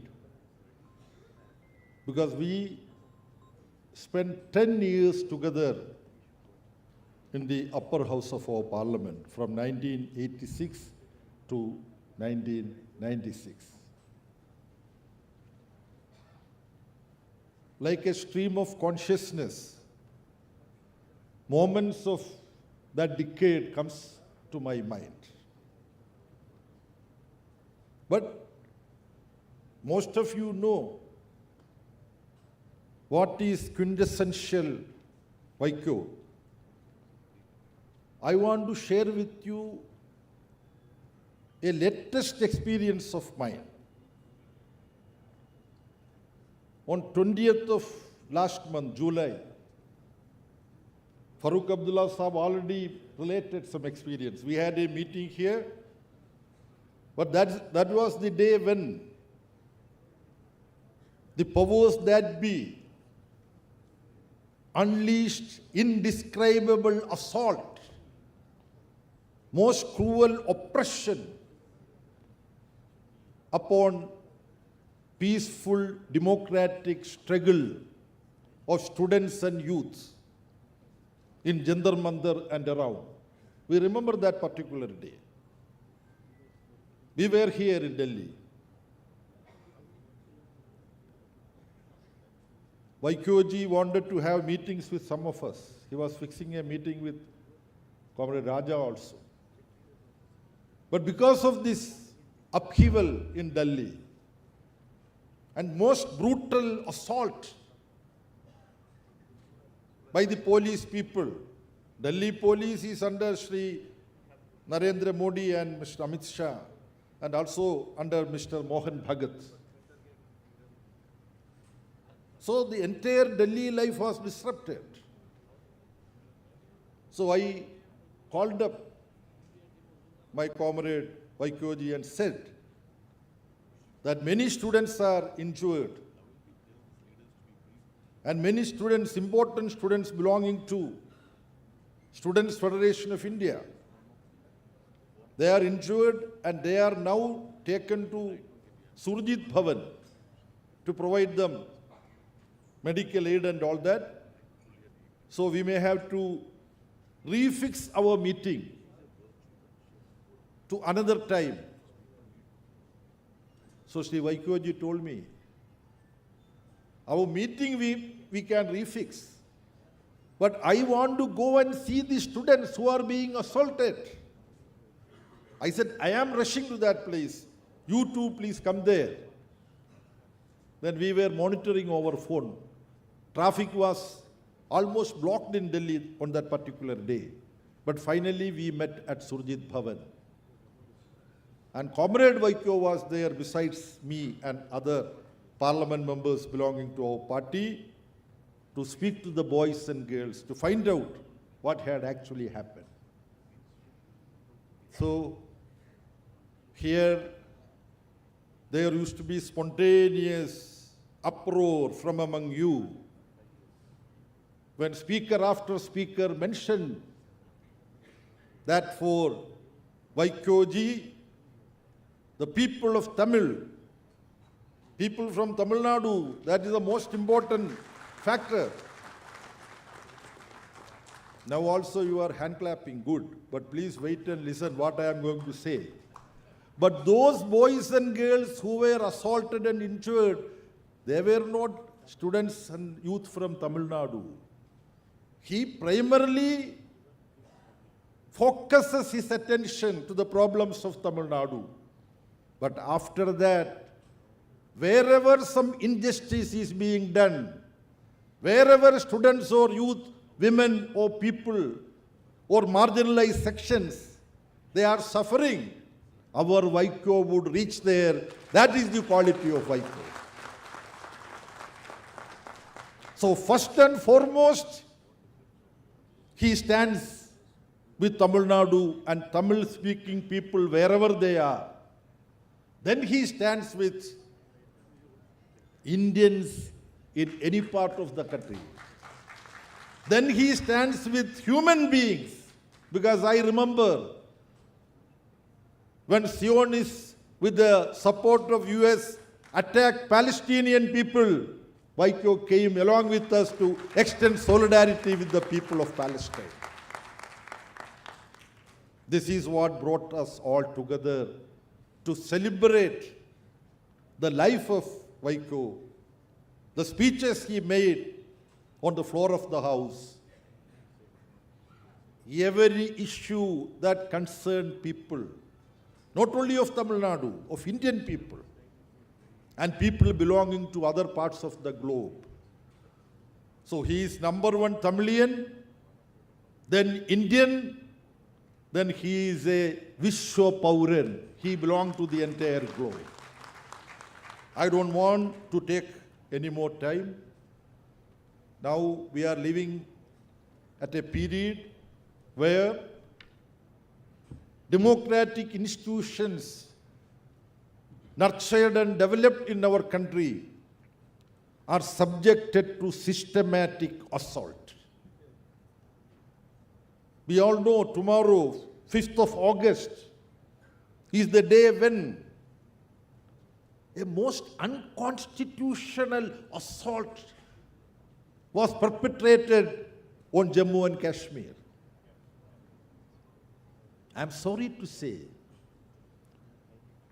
I doubt whether we have understood the enormity of the nature of that unconstitutional attack. Why?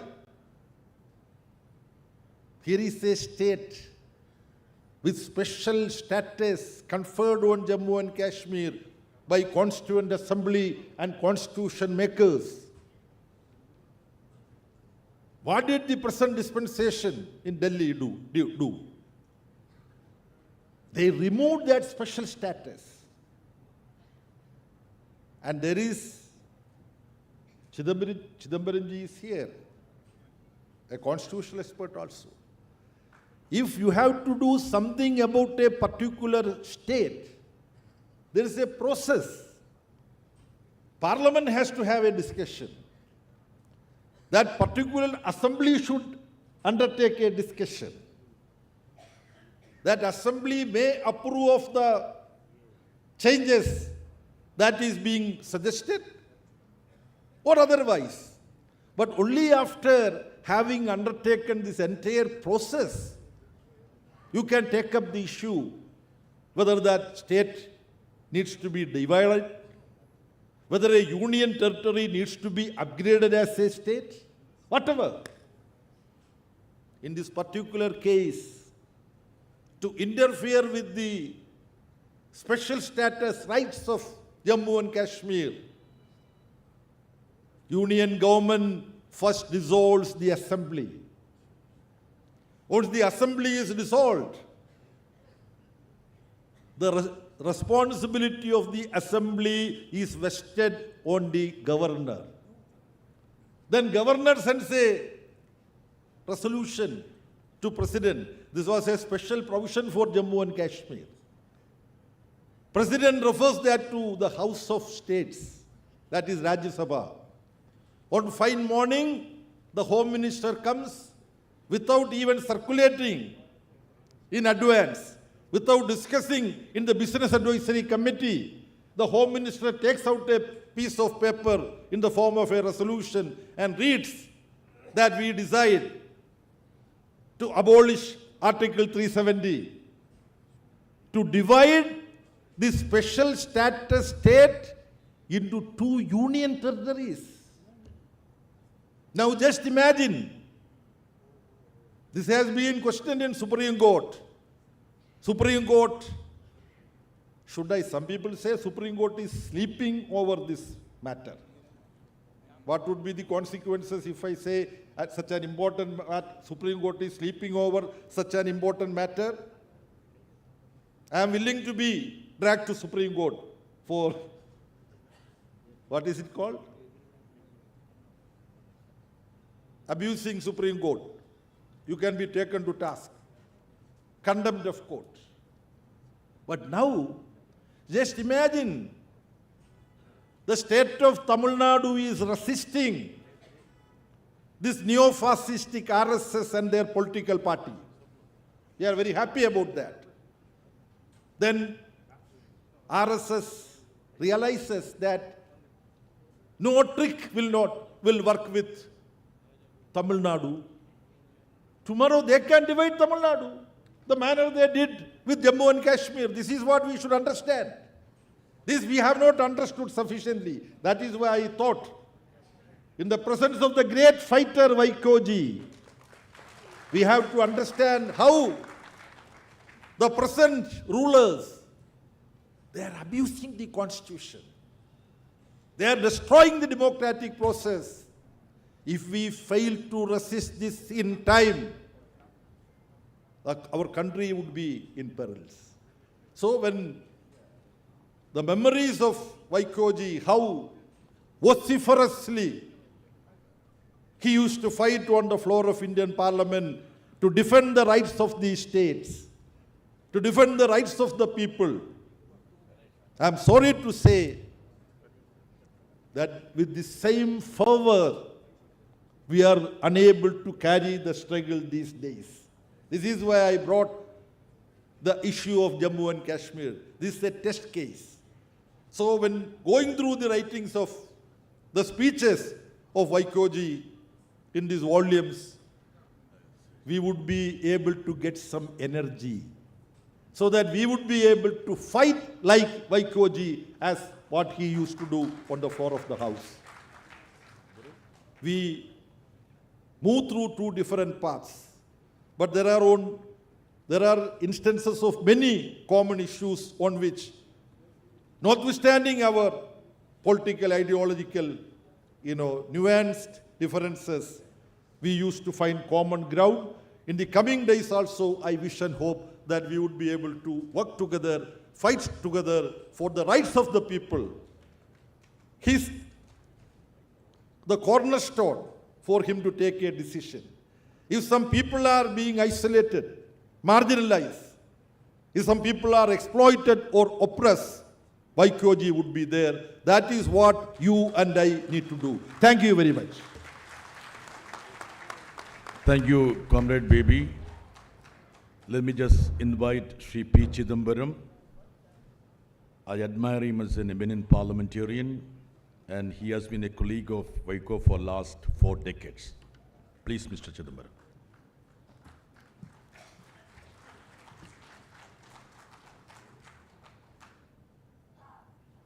பெரியோர்களே, தாய்மார்களே, இங்கே மேடையிலே அமர்ந்திருக்கக்கூடிய கட்சியினுடைய தலைவர்களே, தமிழ்நாட்டிலிருந்து வந்திருக்கக்கூடிய தமிழ் அன்பர்கள் எல்லோருக்கும் என்னுடைய வணக்கத்தை தெரிவித்துக் கொள்கிறேன். வை கோபாலசாமி என்ற பெயரை வைகோ என்று சுருக்கி வைத்து பெரும்புகழ் ஈட்டிய அருமை தோழர் வைகோவைப் போல என்னுடைய உரையை சுருக்கமாக முடித்துக்கொள்ள விரும்புகிறேன்.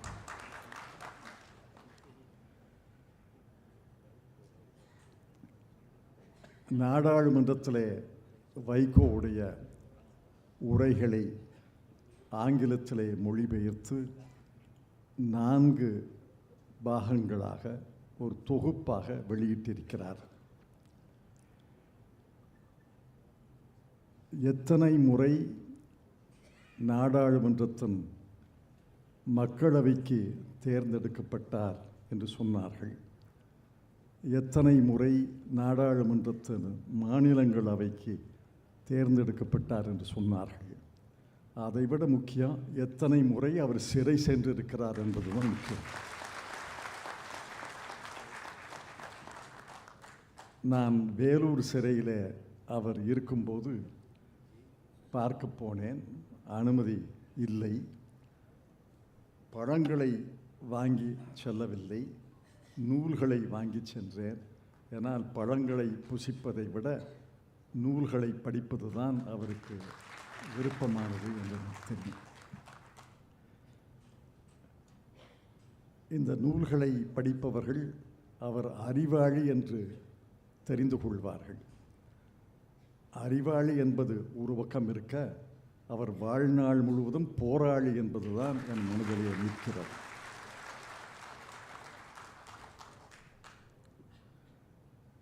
ஆற்று ஒழுக்கை கடைப்பிடித்து ஆற்றுப்போக்கை புரிந்து கொண்டு நீச்சல் போடுபவர்கள் வேறு ஒரு வகை. ஆனால் வைகோ அவர்கள் காலம் முழுவதும் எதிர்நீச்சல் போட்டவர். அவர் பேச்சு வலிமை எல்லாருக்கும் தெரியும். அவர் எழுத்தும் வலிமையாக, ஆங்கிலத்திலே மொழிபெயர்த்தாலும் எழுத்தும் வலிமையாக இருக்கும் என்று நான் நூல்களை படித்து பார்த்த பிறகு உணர்ந்து கொள்வேன் என்று நம்புகிறேன். தமிழ் மொழி, தமிழர்கள் வரலாறு, இந்தியாவின் சுதந்திரம், இந்தியாவின் பேச்சுரிமை, இந்தியர்களின் எழுத்துரிமை, மதச்சார்பின்மை, தமிழ்நாட்டு தமிழர்கள் மட்டுமல்ல உலகத் தமிழர்களுக்காக தொடர்ந்து இந்த கொள்கைகளிலே அழுத்தமாக நம்பிக்கையோடு வலியுறுத்தி வந்தவர் வைகோ என்பது எல்லாருக்கும் தெரியும். அவருடைய நாடாளுமன்ற பேச்சுக்களை நான் கேட்டிருக்கிறேன். நாடாளுமன்றத்துக்கு வெளியிலே பேச்சுக்களையும் கேட்டிருக்கிறேன். அந்த நாடாளுமன்ற உரைகளை ஆங்கிலத்திலே படிப்பதற்கு நானும் ஆவலாக இருக்கிறேன் என்று சொல்லி இந்த விழாவிலே கலந்து கொள்ள வாய்ப்பு தந்தமைக்கு நன்றி தெரிவித்து, வைகோ வாழ்க என்று சொல்லி நன்றி தெரிவித்து விடைபெற்றுக் கொள்கிறேன். வணக்கம். Thank you, Mr. Chidambaram, for the profound words. And as Manikam said, it's not the number of stints in Rajya Sabha or Lok Sabha, but the number of times you were arrested and sent to jail for a cause that is much more important. Let me just call upon Thalaivar Comrade D. Raja to address the gathering.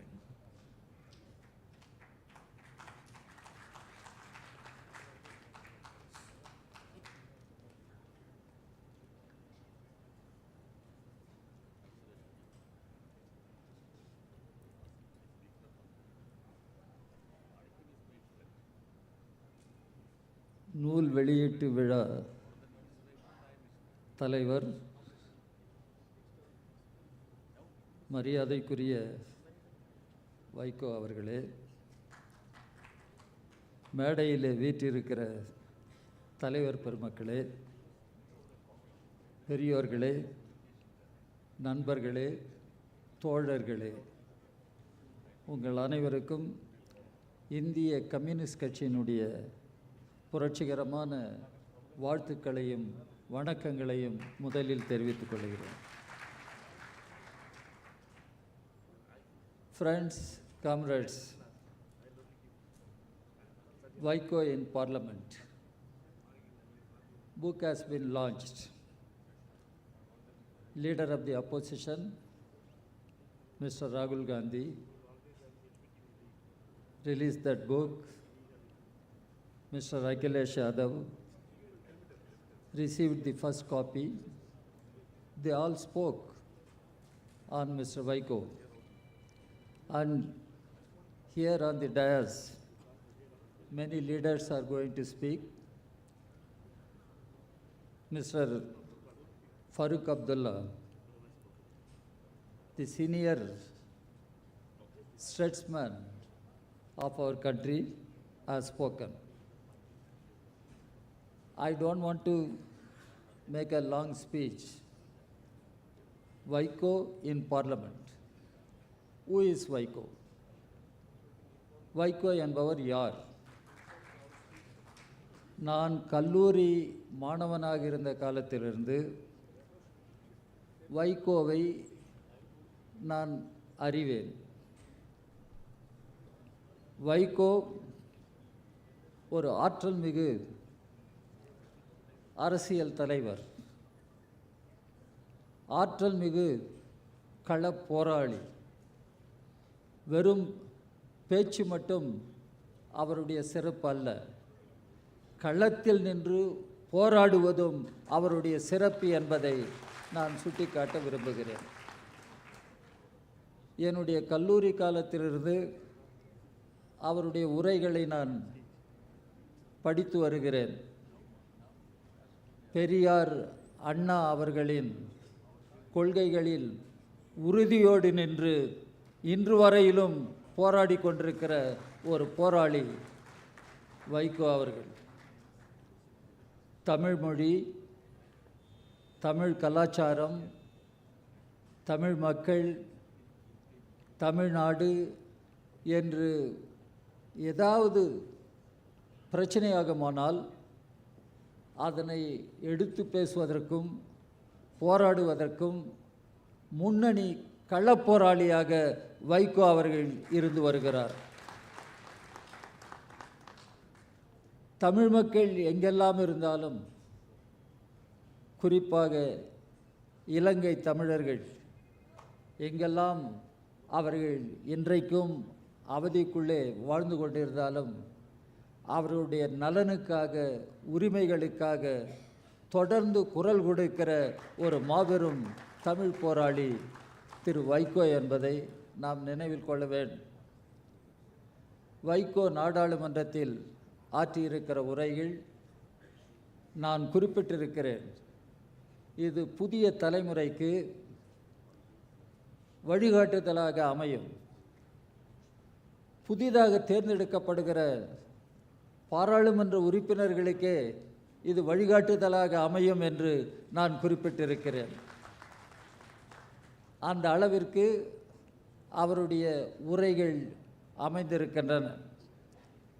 எனவே Vaiko is one of the unique personalities in the contemporary history of Tamil Nadu and India. One of the unique personalities. And he is a great orator, eloquent orator, able parliamentarian. நாம் சொல்லிக்கொண்டே போகலாம். But இந்த நூல் Vaiko in parliament, வைகோவை நமக்கு அறிவோம், வைகோவினுடைய ஆற்றல்கள் நமக்கு தெரியும், அவருடைய கொள்கை ஈடுபாடு, அதற்காக அவர் நடத்துகிற போர்கள், போராட்டங்கள் நமக்கு தெரியும். ஆனால் parliament, Vaiko in parliament, what is parliament? What is parliament today? இதை நாம் உணர வேண்டும். What is parliament today? நமக்கு ஒரு கான்ஸ்டிடியூஷன் இருக்கிறது. The principal architect of Indian constitution doctor Ambedkar. Doctor Ambedkar தான் குறிப்பிட்டார், parliament is supreme institution in our democracy. Parliament represents the sovereign will of the people. Sovereign will of the people. Today, what is happening to Indian Parliament? Indian Parliament? Indian Parliament is increasingly becoming redundant. If Parliament becomes redundant, democracy dies. This is what Dr. Ambedkar want. Parliament should be vibrant, and Parliament is the forum which makes executive, the government of the day, answerable, accountable to the people. So Parliament should function. ஆனால் இன்றைக்கு என்ன நடைபெறுகிறது?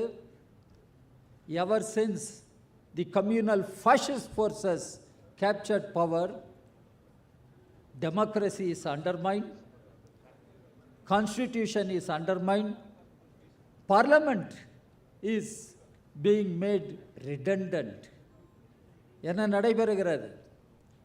India என்று சொன்னால் that is Bharat, union of states. இதை தான் அம்பேத்கர் குறிப்பிட்டார். அம்பேத்கர் ஒரிஜினலாக அவர் இந்தியாவை பற்றி எழுத நினைத்த பொழுது யுனைடெட் ஸ்டேட்ஸ் ஆஃப் இந்தியா என்று அவர் கருத்தை கொண்டிருந்தார். ஆனால் கான்ஸ்டிடியூஷனை உருவாக்குகிற பொழுது யூனியன் ஆஃப் ஸ்டேட்ஸ் என்று அதை எழுதினார். India that is Bharat, union of states. அப்படி என்றால் இந்தியா இன்றைக்கு யூனியன் ஆஃப் ஸ்டேட்ஸ் என்று நடைபெறுகிறதா? நாடாளுமன்றம், பார்லமெண்ட் அதற்கான முறையில் செயல்படுகிறதா? இன்றைக்கு என்ன நடைபெறுகிறது? ஆட்சி பொறுப்பில் இருக்கிற வலதுசாரி பிற்போக்கு சக்திகள் ஒன் நேஷன் ஒன் கல்ச்சர் என்று பேசினார்கள், ஒன் நேஷன் ஒன் லாங்குவேஜ் என்று பேசினார்கள், இன்றைக்கும் பேசுகிறார்கள். ஒன் நேஷன் ஒன் எலெக்ஷன் என்று பேசினார்கள், பேசுகிறார்கள். என்ன செய்ய போகிறார்கள் என்பது தெரியாது. ஆனால் ஒன் நேஷன் ஒன் டாக்ஸ் என்று பேசினார்கள். இன்றைக்கு ஒன் நேஷன் ஒன் எக்ஸாமினேஷன் என்று இன்றைக்கு பேசுகிறார்கள். One nation one examination. India எங்கே போய்கொண்டிருக்கிறது? India is a multi-dimensional country, country of tremendous diversities. These diversities must be celebrated. ஆனால் இன்றைக்கு ஆட்சி பொறுப்பில் இருப்பவர்கள் இந்தியாவை ஒரு மல்டி டைமென்ஷனல் கண்ட்ரி என்ற நிலையிலிருந்து யூனி டைமென்ஷனல் கண்ட்ரியாக மாற்ற விரும்புகிறார்கள். This is the biggest challenge we are facing today. How to prevent this? How to reclaim our republic? India is a secular democratic republic. ஆனால் இன்றைக்கு those who are in power, they want to rewrite history. They want to redefine Indian nationhood. Where are we heading for? இந்த சூழலில்தான் நாம் வைகோவை நினைத்து பார்க்க வேண்டும். ஒரு வைகோ அல்ல, பல வைகோக்கள் இன்றைக்கு இந்தியாவில் தேவைப்படுகிறார்கள். இந்தியாவை காப்பாற்ற வேண்டுமானால் இந்த ஒரு வைகோ என்பது மட்டுமல்ல, பல வைகோக்கள் தமிழ்நாட்டில் மட்டுமல்ல, இந்தியாவின் அனைத்து பகுதிகளிலும் உருவாக வேண்டும். அனைத்து பகுதிகளிலும் உருவாக வேண்டும். இதைதான் டாக்டர் அம்பேத்கர் அரசியல் சட்டத்தில் தெளிவாக சொல்லியிருக்கிறார். India that is Bharat, union of states, union of states. ஆனால் இங்கே ஃபரூக் அப்துல்லா அமர்ந்திருந்தார். பாவம், அவர் ஒரு மூத்த அரசியல் தலைவர். ஜம்மு காஷ்மீர் ஒரு மாநிலமாக இருந்தது. The statehood has been snatched. It has been split into union territories. If that can happen in Jammu and Kashmir, tomorrow it can happen in any other state. Tamil Nadu also is not an exceptional. ஆனால் தமிழ்நாட்டை அவ்வளவு சுலபத்தில் அவர்கள் எடுத்துக்கொள்ள முடியாது. எனவே தான் இன்றைக்கு அச்சப்பட்டு கொண்டிருக்கிறார்கள். இன்றைக்கு அச்சப்பட்டு கொண்டிருக்கிறார்கள். ஆனால் இந்தியா இன்றைக்கு பெரும் சவால்களை எதிர்கொண்டிருக்கிறார். இந்த சவால்களிலிருந்து இந்தியாவை நாம் காப்பாற்ற வேண்டும். இந்தியாவினுடைய அரசியல் சட்டத்தை நாம் காப்பாற்ற வேண்டும். மதச்சார்பற்ற ஜனநாயகத்தை நாம் காப்பாற்ற வேண்டும். என்ன செய்வது? என்ன செய்வது? பார்லமெண்ட் இன்றைக்கு மக்களுடைய குரலாக இருக்க வேண்டும். மக்கள் என்று நான் குறிப்பிடுகிற பொழுது இந்தியாவில் இருக்கிற அனைத்து மக்களும் கன்னியாகுமரியிலிருந்து காஷ்மீர் வரை, மணிப்பூரிலிருந்து மகாராஷ்டிரா வரை இந்தியாவில் இருக்கிற அனைத்து மக்களும் இன்றைக்கு எல்லாரும் பெற்று இன்றைக்கு வாழ வேண்டும். இதை நான் சொல்லவில்லை, டாக்டர் அம்பேத்கருடைய அரசியல் சட்டம் சொல்லுகிறது. State shall ensure all means of livelihood to all its citizens, men and women. அதுக்கு என்ன பொருள்? State shall ensure all means of livelihood to all its citizens, men and women. But what is happening today? இந்தியாவினுடைய செல்வ வளங்கள் எல்லாம் சிலரிடம் குவிகின்றன. அடானிகள், அம்பானிகள் என்று நாம் மேற்கோள் காட்டிக் கொண்டிருக்கலாம். உழைக்கக்கூடிய மக்களினுடைய உரிமைகள் பறிபோகின்றன. இதை எப்படி தடுத்து நிறுத்துவது? எல்லா மொழிகளும் இன்றைக்கு காப்பாற்றப்பட வேண்டும். எல்லா கலாச்சாரங்களும் இன்றைக்கு காப்பாற்றப்பட வேண்டும். இதை எப்படி செய்வது? எனவே பார்லமெண்ட் என்பது இன்றைக்கு ஜனநாயகத்தின் ஒரு முக்கிய அமைப்பு. பார்லமெண்ட் இன்றைக்கு செயல்படவில்லையானால் ஜனநாயகம் செத்து போகும். அதான் இன்றைக்கு இந்தியாவில் நடந்து கொண்டிருக்கிறது. எனவே வைகோ இன் பார்லமெண்ட் என்று சொல்கிற பொழுது வைகோவை நமக்கு தெரிகிறது. ஆனால் பார்லமெண்ட் என்ன ஆகும்? இந்த கவலை எல்லோருக்கும் ஏற்பட வேண்டும். இந்த கவலை எல்லோருக்கும் ஏற்பட வேண்டும். எனவே இன்றைக்கு ஒரு வைகோ அல்ல, நூற்றுக்கணக்கான வைகோக்கள் இன்றைக்கு தோன்ற வேண்டும். அதற்கு ஒரு முன்மாதிரியாக உத்வேகம் அளிக்கிற ஒருவராக இருப்பவர்தான் திரு வைகோ. அவரை நாம் சரியாக அடையாளம் காண வேண்டும். தமிழ்நாட்டு மக்களுக்கு அவரை தெரியும். இந்தியா முழுவதற்கும் திரு வைகோ இன்றைக்கு தெரிகிறார். நாடாளுமன்றத்தில் அவருடைய உரைகளை இன்றைக்கு எல்லோரும் பார்க்கிறார்கள். எனவே இன்றைக்கு நாடு இருக்கிற சூழலில் வைகோ இன் பார்லமெண்ட் என்ற இந்த நூல் புதிய வெளிச்சத்தை கொடுக்கிற, புதிய புரிதலை கொடுக்கிற ஒரு நூலாக அமைகிறது. இதை புதியவர்கள், இளம் தலைமுறையினர் இன்றைக்கு படிக்க வேண்டும். புதிதாக அவர்கள் கற்க வேண்டும். வைகோவினுடைய செயல்பாடு என்பது சாதாரணமானது அல்ல. வைகோ இன்றைக்கு சரித்திரம் படைத்த ஒரு சரித்திர நாயகன். அந்த சரித்திர நாயகன் இன்றைக்கு ஒரு சோர்ஸ் ஆஃப் இன்ஸ்பிரேஷன், எல்லோருக்கும் உத்வேகம் அளிக்கிற ஒரு ஊற்றுக்கண் இந்த வைகோ என்று நாம் பெருமைப்படலாம். நான் தமிழ் மண்ணின் மகன்தான். ஒரு வைகோ ஒரு தமிழர் என்ற முறையில் அந்த பெருமையை நானும் உணர்கிறேன். நாடாளுமன்றத்தில், பார்லமெண்டில் அவர் ஆற்றுகிற உரைகளை, அந்த உரை என்பது வெறும் வார்த்தைகள் மட்டுமல்ல, உடல் மொழி. வைகோ எழுகிற பொழுதே அதில் ஒரு கம்பீரமும், வைகோ எழுகிற பொழுதே ஏதோ ஒன்றை இவர் சொல்லப்போகிறார் என்ற உணர்ச்சி பெருக்கை நம்மால் பார்க்க முடியும். வைகோ பாராளுமன்றத்தில் அவர் ஆற்றுகிற உரைகளின் போது, இன்றைக்கு அவர் இளைஞர் இப்படியெல்லாம் சொல்லுகிறார்கள், அவர் எந்த காலத்திலும் அப்படித்தான் இருப்பார். எனவே தான் திரு வைகோ நீண்ட நாள் வாழ வேண்டும், தமிழ் மக்களுக்காகவும் இந்திய மக்களுக்காகவும் அவர் பாடுபட வேண்டும் என்று இந்திய கம்யூனிஸ்ட் கட்சியின் சார்பில் நான் வேண்டுகிறேன். வைகோ இன்றைக்கு ஒரு கட்சிக்கு மட்டும் தலைவராக நீங்கள் பார்ப்பது கூடாது. நல்லது, நீங்கள் அவரை போற்ற வேண்டும். அதே நேரத்தில் வைகோ இந்த இந்திய மண்ணுக்கே ஒரு தலைவர் என்று நாம் பார்க்க வேண்டும்.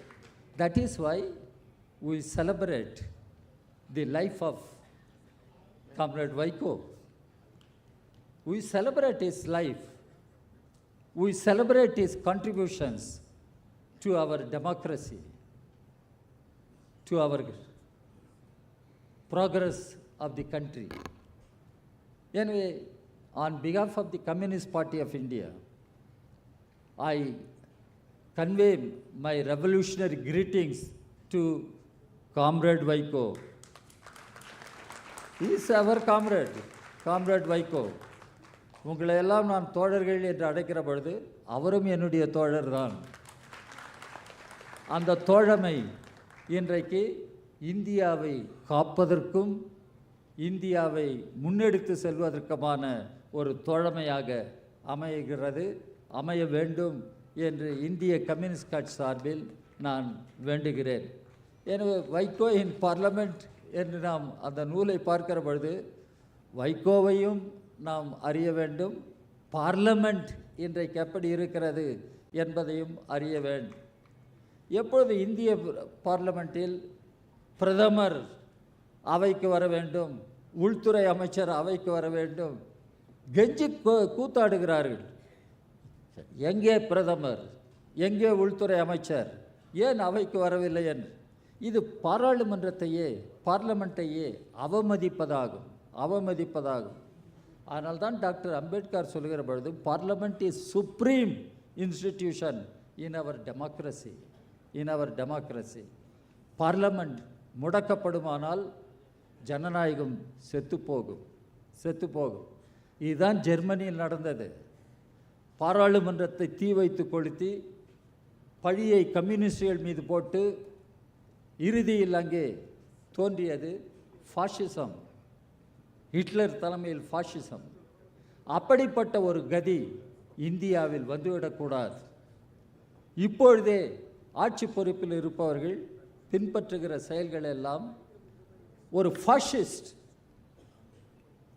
கொள்கைகள் என்பதை நாம் புரிந்து கொள்ள வேண்டும். ஃபாசிஸ்ட் கொள்கைகள். இந்த ஃபாசிசத்தை முறியடிக்க வேண்டும், பாராளுமன்றத்தை காப்பாற்ற வேண்டும் என்றால் வைகோ போன்றவர்கள் இன்றைக்கு களத்தில் நிற்கிறார்கள். அவர்களுக்கு ஆதரவாக மக்கள் நிற்க வேண்டும், இந்தியாவை காப்பாற்ற வேண்டும். எனவே திரு வைகோ அவர்களுடைய வாழ்க்கை நமக்கெல்லாம் ஒரு பாடமாக இருக்கிறது. வைகோ அவர்களினுடைய பேச்சுகள் நமக்கெல்லாம் புதிய புரிதலை கொடுக்கிறது. வைகோ போல பல வைகோக்கள் இந்தியாவில் தோன்ற வேண்டும், தமிழ்நாட்டில் தோன்ற வேண்டும் என கேட்டு திரு வைகோ அவர்களுக்கு கம்யூனிஸ்ட் கட்சியின் சார்பில் என்னுடைய வாழ்த்துக்களை சொல்லி விடைபெறுகிறேன். நன்றி. Thank you, Comrade Raja.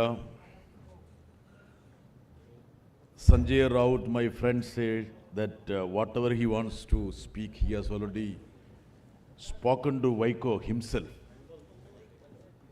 Now, Vaiko ji wants my friend GK Vasan to address the gathering.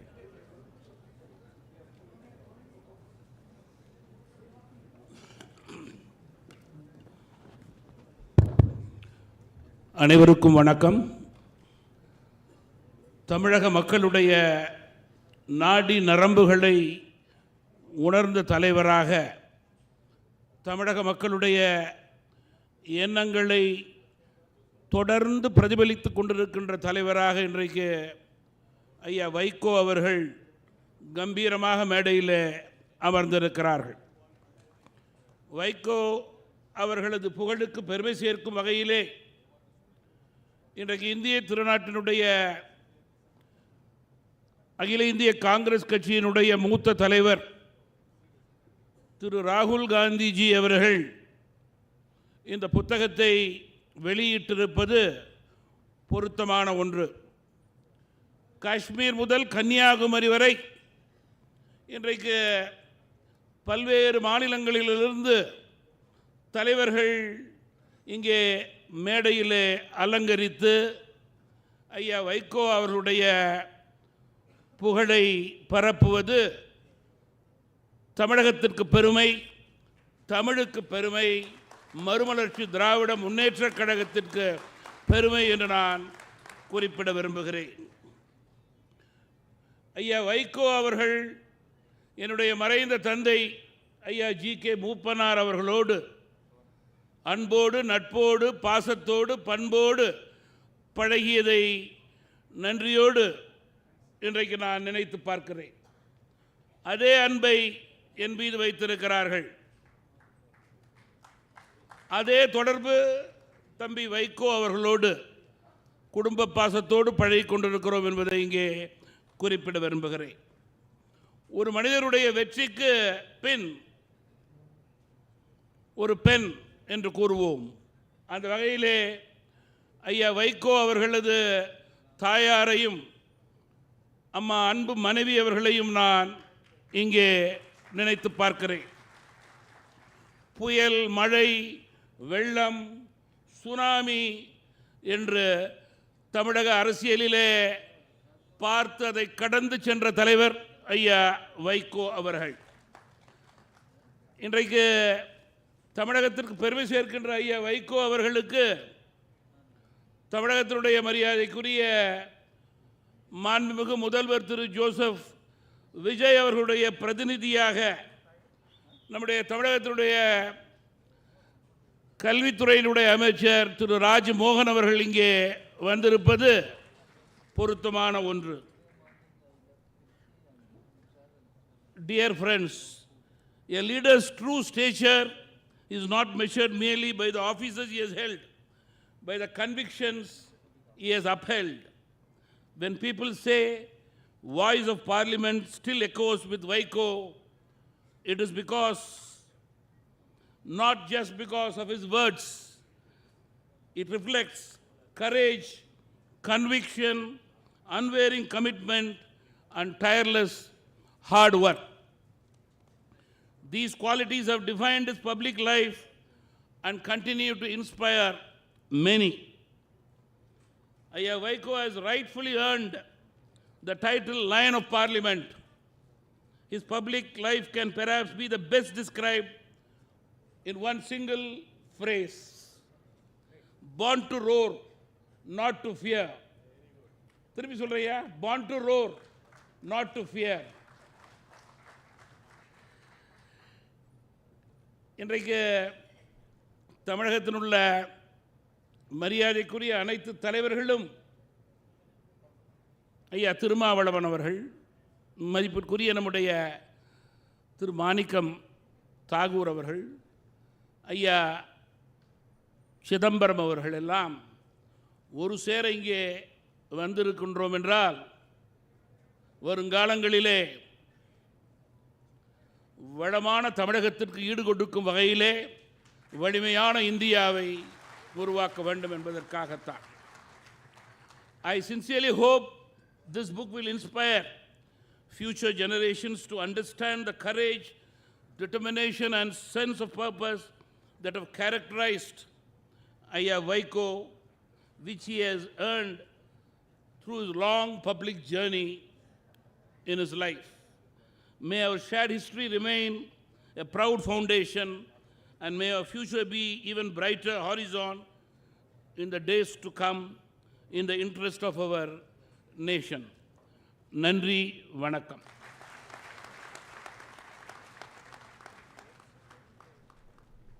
Thank you, Vasanji. Now let me just invite Dr. G. Vishwanathan to address the gathering.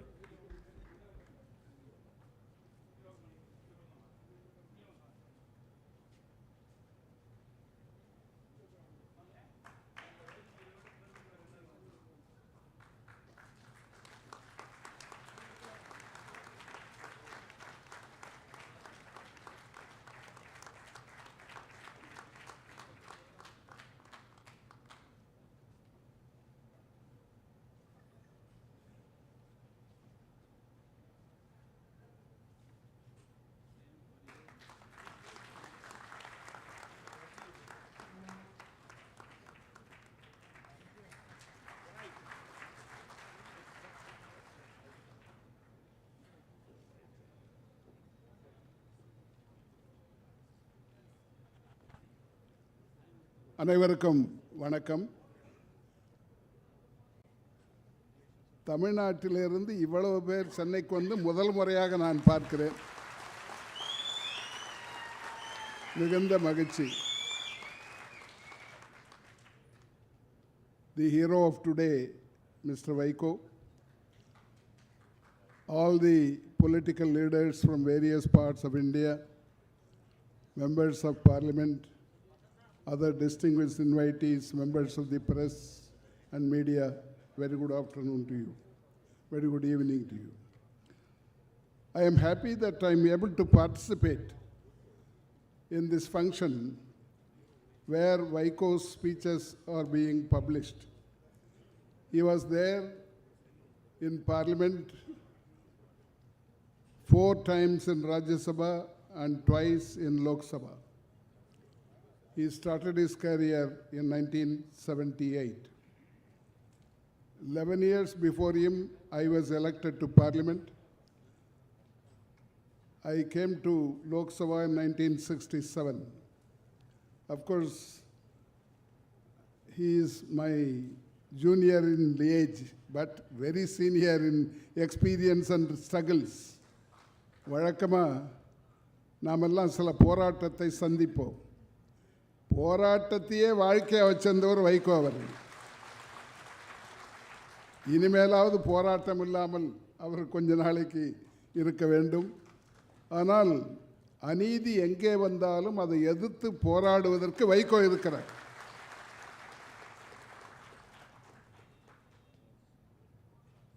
அவர் எவ்வளவு நாள் சிறையில் இருந்தார்? திரு ப. சிதம்பரம் குறிப்பிட்டு சொன்னார். 5 ஆண்டுகளுக்கு மேலே சிறையிலே இருந்திருக்கிறார் வைகோ அவர்கள். வேலூர்லேயே 19 மாதம் இருந்தார். எந்த குற்றச்சாட்டாவது அவர் மீது கொண்டு வரப்பட்டு வழக்கிலே தீர்ப்பு வந்திருக்கிறதா என்று நான் பார்த்தேன். There was no case which went to the court and he was not convicted at all. நான் எந்த கட்சியும் சேர்ந்தவன் அல்ல. இங்கே நிறைய எம்பிக்கள்லாம் வந்திருக்கிறார். நான் அதைத்தான் சொல்ல விரும்புகிறேன். Political leaders are here. Why this is happening in our country? It's not only Vaiko. Out of 5 lakh prisoners in India, 4 lakhs of them are under trial prisoners. No case is being conducted against them, no conviction. The policeman becomes a judge. That's how 4 lakh people are now in the jail. And the cases are going. 3 years ago, there were 3 crores of cases pending in India. In 2026, it has gone to 5.5 crores. India வளர்கிறது. நம்ம தானே சொல்கிறோம் India வளரணும்னு. இதில் வளர்ந்துட்டுருக்கோம். நாம் வக்கீல் வைக்கிறது case நடத்துறதுக்கு இல்லை, வாய்தா வாங்கிறதுக்கு. ஜட்ஜுக்கு சம்பளம் கொடுக்கறது கேஸ் முடிக்கிறதுக்கு இல்லை, வாய்தா போடுறதுக்கு. This is what is happening in our country. And poor people cannot go to High Court and Supreme Court, you know it. I am not going into the details. என்னுடைய வேண்டுகோள் இங்கே பல அரசியல் கட்சி தலைவர்கள் வந்திருக்கிறார்கள். I would like to request them. How can this go on in this country? Of course, I have traveled around 60 countries of the world, democratic countries, dictatorship, half democracy, gated democracy, basic democracy, etc. But there is a possibility of this country coming out if both the opposition and the ruling party spend time together. We cannot go on fighting all the 5 years. That's my thesis. Election is necessary, but we can spend 1 or 2 years for political bickerings. The rest of the time we should spend on the development of the people and the country. What is happening? 30, 40 years ago, China was with us. In fact, their per capita income was lesser than India. Now, where are they and where are we? Our per capita income is $3,000. They have crossed $14,000. And we are permanently poor people. There are, according to UNO, about 20 crores of people are living in absolute poverty. It may be true or may not be true. but the figures are there. And we are always fighting. For example, the NEET. There is a big debate whether NEET should be there, cancelled or state-wise, etc. But what is the need for NEET? Have we ever discussed this in Parliament? 22 lakhs of students want to study medicine. What is the seats, number of seats available in this country? 1,30,000 seats. So it is the duty of NEET to distribute this 1,30,000 to 20 lakh students. That's what NEET is called.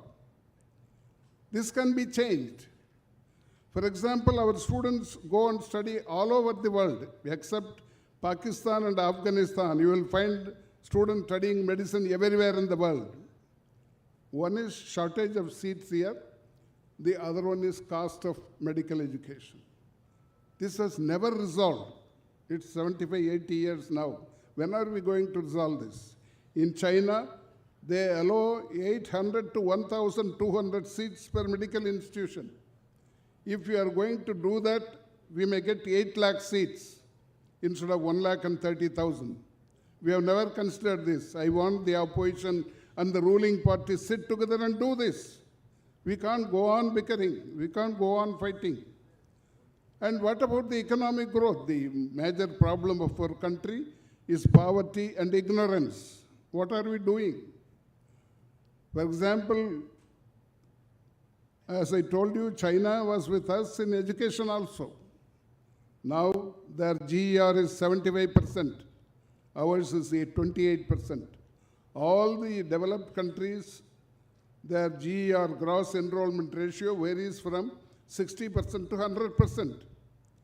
When are you going to achieve that? Because government has to spend more money on education.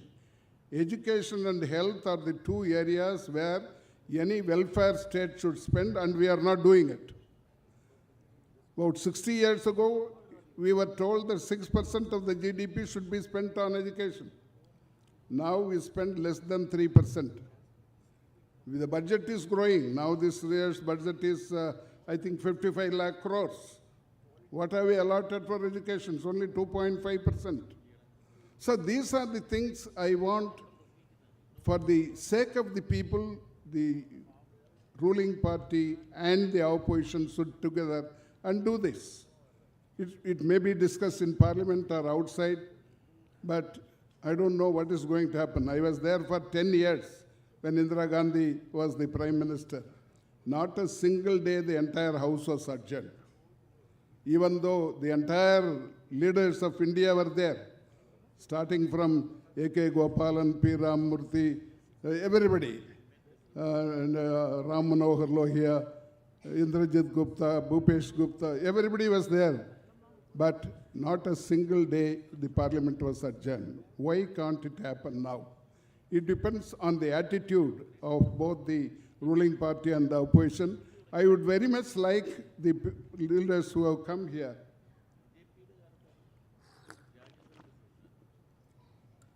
to do something so that it will be beneficial to the people. What about economic development? Why are we not growing up? Why are we still a poor country? When they reached 14,000, why are we at $3,000 per per capita income? We can do this. See, we have a tax, the GST. Who pays it? In India, the top 10% of the people own 65 to 70% wealth of the country. But when it comes to GST, they pay only 3 to 4%. The middle class are those who are behind. 50% of the people, they pay 2/3 of the GST, whereas they own only 5 to 6% of the wealth of the country. Was this ever discussed among the parties? Why can't we do this? These are the things I would very much like our political parties to do. Of course, we have to respect each other. I always remember how a ruling party and opposition should behave. While I was a student, our Kamaraj was the Chief Minister, Perandalaivar Kamaraj. Anna was member of assembly from Kanchipuram. It happened in 1957-58. He invited the chief minister to his constituency. He went and attended a function where Anna instructed his followers. தன்னுடைய கட்சிக்காரெல்லாம் கூப்பிட்டு யாரும் கட்சி கொடி கட்டக்கூடாதுன்னு சொல்லிட்டார். முதலமைச்சர் வர்றார், ஆனால் நம்ம கட்சி கொடி கட்டக்கூடாதுன்னு சொல்லி காமராஜ் வந்த உடனே அந்த கூட்டத்தில் சொன்னார், நீங்கள்லாம் என்னிடத்தில் கோரிக்கை வைக்கிறீர்கள், நான் யாரிடத்தில் கொண்டு போய் அதை கொடுத்து செய்ய வேண்டுமோ அவரையே அழைத்து கொண்டு வந்து நீங்களே நேரடியாக கேட்டுக்கொள்ளலாம் என்று சொன்ன அந்த ஜனநாயகத்தை நான் பார்க்கிறேன். அது ஏன் இப்பொழுது நடக்கக்கூடாது? கொஞ்சம் மெச்சூரிட்டி வேண்டும், கொஞ்சம் பொறுமை வேண்டும். இந்த ரெண்டும் இருக்க மெக்னானிமிட்டி கொஞ்சம் இருந்தாகணும், ஒரு பெருந்தன்மை இருந்தால்தான் இதெல்லாம் நடக்கும். அப்போதுதான் மக்களுக்கு நல்லது கிடைக்க முடியும். இல்லையானால் சண்டை போட்டுக்கொண்டே இருப்போம். அதை சில பேர் பயன்படுத்தி கொண்டு வாழ்ந்து அவர்கள் வளர்வார்கள். நீங்கள் இவ்வளவு பெரிய சிக்கலுக்கு மத்தியில் the billionaires in this country are growing. பில்லியனர்ஸ்னால் ஆங்கிலத்தில், தமிழில் நம்ம பெருங்கோட்டீஸ்வரர்கள்னு சொல்லுவோம். 10,000 கோடி வச்சுருந்தா பெருங்கோட்டீஸ்வரன் பில்லியர்னு சொல்கிறோம். 2000 9 பேர் தான் இருந்தாங்க, இப்போது 300 பேராக வளர்ந்திருக்கிறது. ஆக வளர்ச்சி இருக்கிறது. இந்தியாவுடைய வளர்ச்சி சில பேருக்கு போய் செய்கிறது, எல்லோருக்கும் சேரவில்லை. இதை மாற்ற வேண்டியது நம்முடைய அரசியல் கட்சிகள், அரசியல் தலைவர்கள். இங்கே அவ்வளோ பேர் வந்திருக்கிறார்கள். நான் வைகோ பெயராலே கேட்டுக்கொள்வது, ஒரு வைகோ போதாது, எல்லோரும் வைகோவாக மாறி அதை நீங்கள் செய்ய வேண்டும் என்று கேட்டுக்கொள்கிறேன்.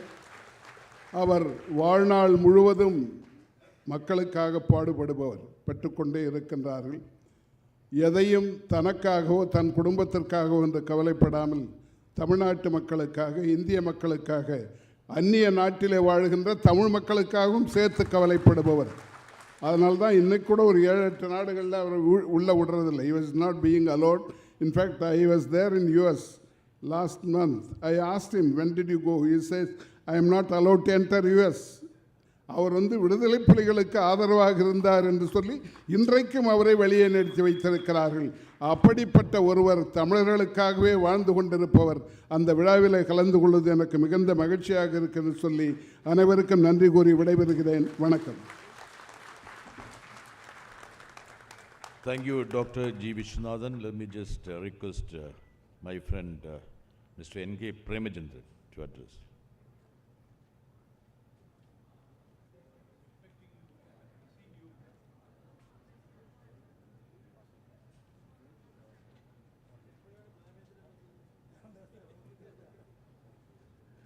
Thank you very much. Really, I'm sorry, I'm little late. Could not attend the function in which Rahul Gandhi and Akhilesh Yadav was there at the time of publication of the book. So I know the paucity of the time. Sri John Brittas is always giving the warning to us that the time is too short. It was planned to close by 5:30. Now it is running beyond time. I know it. See, it's really an enthusiastic function by which we Gopal Swami, or the most famous Vaiko's contribution to the parliament, is being published as a book, Vaiko in Parliament. 3 decades of his parliamentary interventions, his contribution to the parliament, his contribution to the nation through the parliamentary process. And I had the opportunity to share experience with him both in Rajya Sabha and Lok Sabha. And his eloquent speeches, actually it is striking the walls of the parliament, and it is having its own echoes and its impact. Most of the contributions are well explained in the visual presentation also.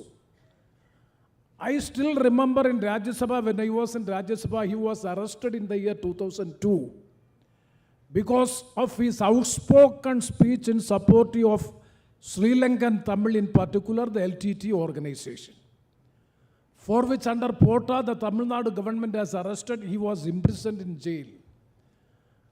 I was in Rajya Sabha, but at that time no one is very interested in making a submission before the House, because everybody knows that it is an anti-national or it is a terrorist speech. It is being considered in such a way.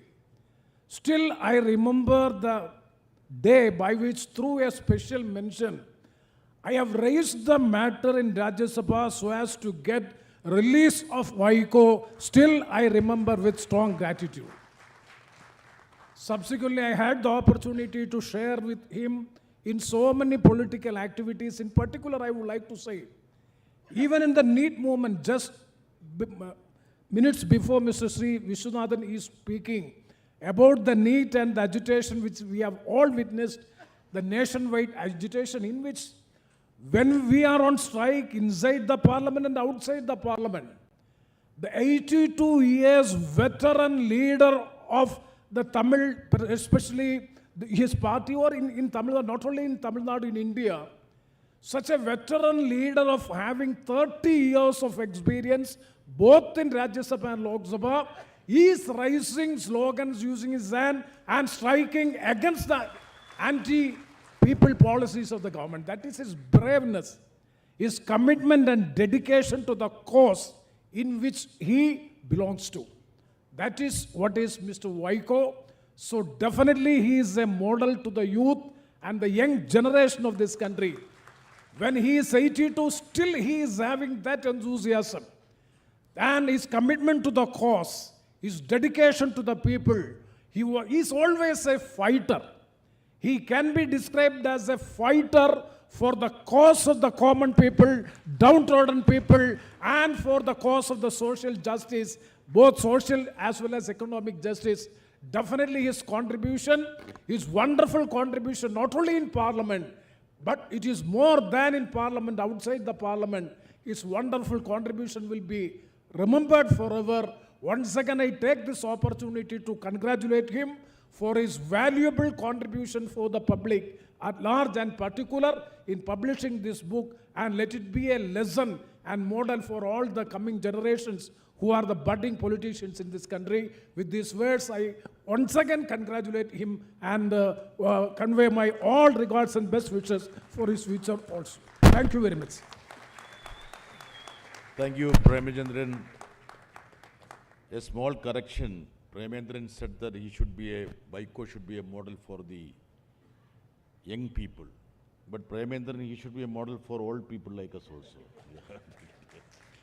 Let me just invite Shri Shankar V. Subramaniam, because Manikam Tagore, as usual, wants to have the last word.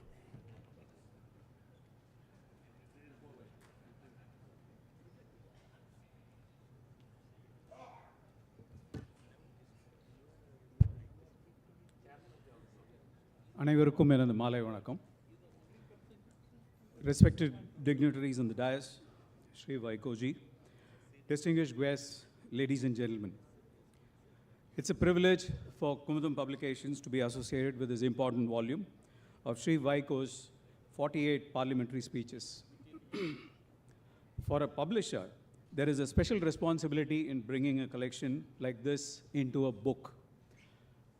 அதுக்கு முக்கியமான காரணம், இன்றைக்கி நம்ம இருக்கிற age வந்து swipe age அப்படின்னு சொல்லுவாங்க. அதை ஸ்வீப்பில் மறந்து போகாமல் இருக்கணும் அப்படின்னா அதை டீப்பாக பெனிட்ரேட் ஆகணும்னா அதை ஆவணப்படுத்தணும். அதை ஆவணப்படுத்துறத வந்து பெரிய கடமையாக எடுத்து நாங்கள் பண்ணணும். அதுக்கு வாய்ப்பு கொடுத்த திரு வைகோவுக்கு நன்றி. Because we are not merely publishing words, we are preserving a voice. இங்கே பேசினவங்க எல்லாருமே சொன்னாங்க, இது வந்து இளைய சமுதாயம் இதை பற்றி நிறைய படிக்கணும், தெரிஞ்சுக்கணும் அப்படிங்கிறது. அந்த விதத்தில் என்னுடைய ஒரு சின்ன அப்சர்வேஷன் வந்து, a parliamentary speech belongs to a particular moment, it responds to an issue, it's a debate, a circumstance of that time. But when 48 such speeches are brought together, something much larger emerges. We begin to see a journey. We see the issues that matter to Sri Vaiko. We see the causes he consistently articulated, and we see the evolution of the country and its political discourse through the years. For me, that is the real value of this book. Parliament is where many voices of India came together.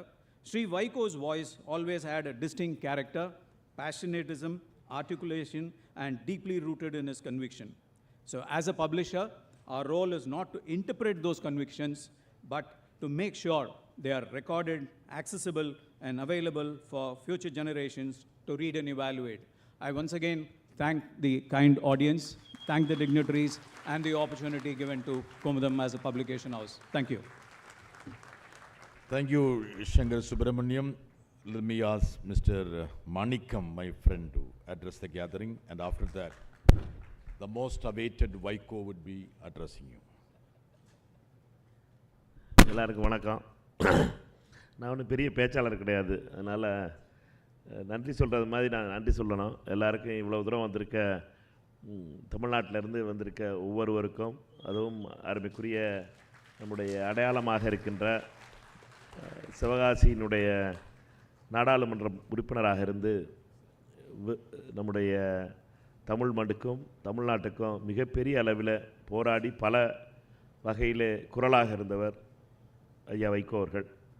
அவரை பொறுத்த மட்டும் நான் ஒன்றும் சொல்லி உங்களுக்கு ஒன்றும் பெருசாக யாரும் இங்கே பல பேர் அவங்கள பற்றி பேசும்போது ரொம்ப வியப்பாக இருந்துச்சு. உங்கள் எல்லாருக்கும் அவங்கள பற்றி நிறையா தெரியும், நீங்கள் நிறையா சொல்லலாம், அதனால் அவரை சொல்வதற்கு ஒன்றும் இல்லை.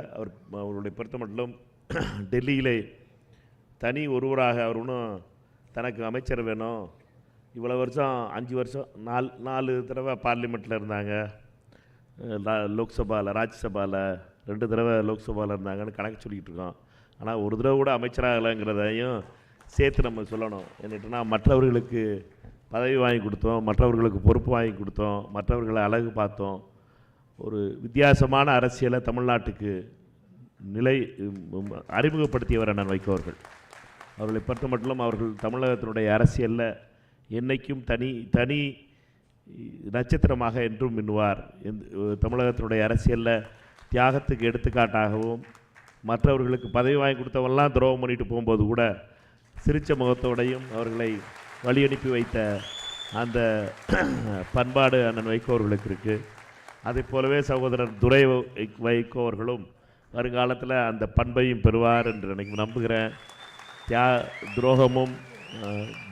துரோகத்தை பார்த்து வளர்ந்திருப்பார் அவரும். அவரை பொறுத்த மட்டும் அருமைக்குரிய வைகோ அவர்களை பொறுத்த மட்டும் கடுமையாக உழைத்து, எல்லோரும் மறந்துட்டது நடைப்பயணத்தை. எல்லோரும் ஜெயிலில் சொன்னாங்க, பேச்சை சொன்னாங்க. எனக்கு இந்த நடைப்பயணம் தான் என்னை பொறுத்த மட்டும் அவரை ஒரு பெரிய, நான் மாணவத்தில் சிவகங்கையில் இருக்கும்போது 93 அவர் முதல் நடைப்பயணத்தை 93-94 நடந்த நடைப்பயணம் மதிமுகன்னு புது கட்சி ஆரம்பித்து நடைப்பயணத்தின் போது மதுரைக்கு வரும்போது மேலமாசி வீதியில் எவ்வளவு லட்சக்கணக்கானவர்கள் கூடியிருந்ததை பார்க்க முடிஞ்சிச்சு. அப்போ நான் மாணவர் காங்கிரஸில் நான் அப்போ சேரலை.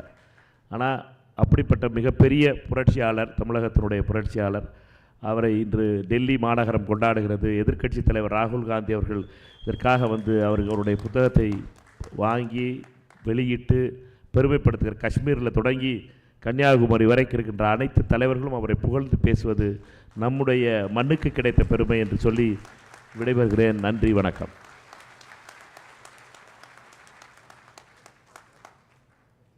Thank you, Manikam. Manikam was very vocally said that many people stopped him, many people tried to put him, crush him, but just say 2 minutes of my thanks also before that. Yeah, okay.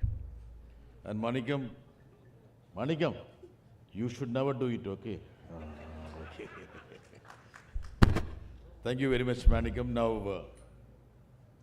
Dore wants to speak to 1 minute. Yeah. After that, you much awaited.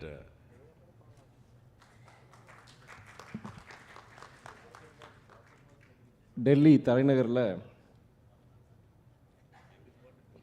தலைவருக்காண்டி முதல் நிகழ்ச்சி நான் ஏற்பாடு பண்ணியிருக்கிறேன். நான்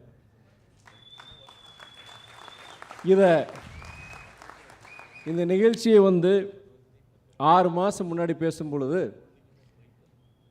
அது என்கிட்ட கொடுத்துருங்க, நான் மிகவும் பிரம்மாண்டமாக நான் நடத்தி காமிக்கிறேன்னு சொல்லியிருந்தேன். ஆனால் தலைவர் அதை செய்யலை. 1 வாரத்துக்கு முன்னாடி தான் எனக்கு இந்த பொறுப்பு வழங்கப்பட்டது.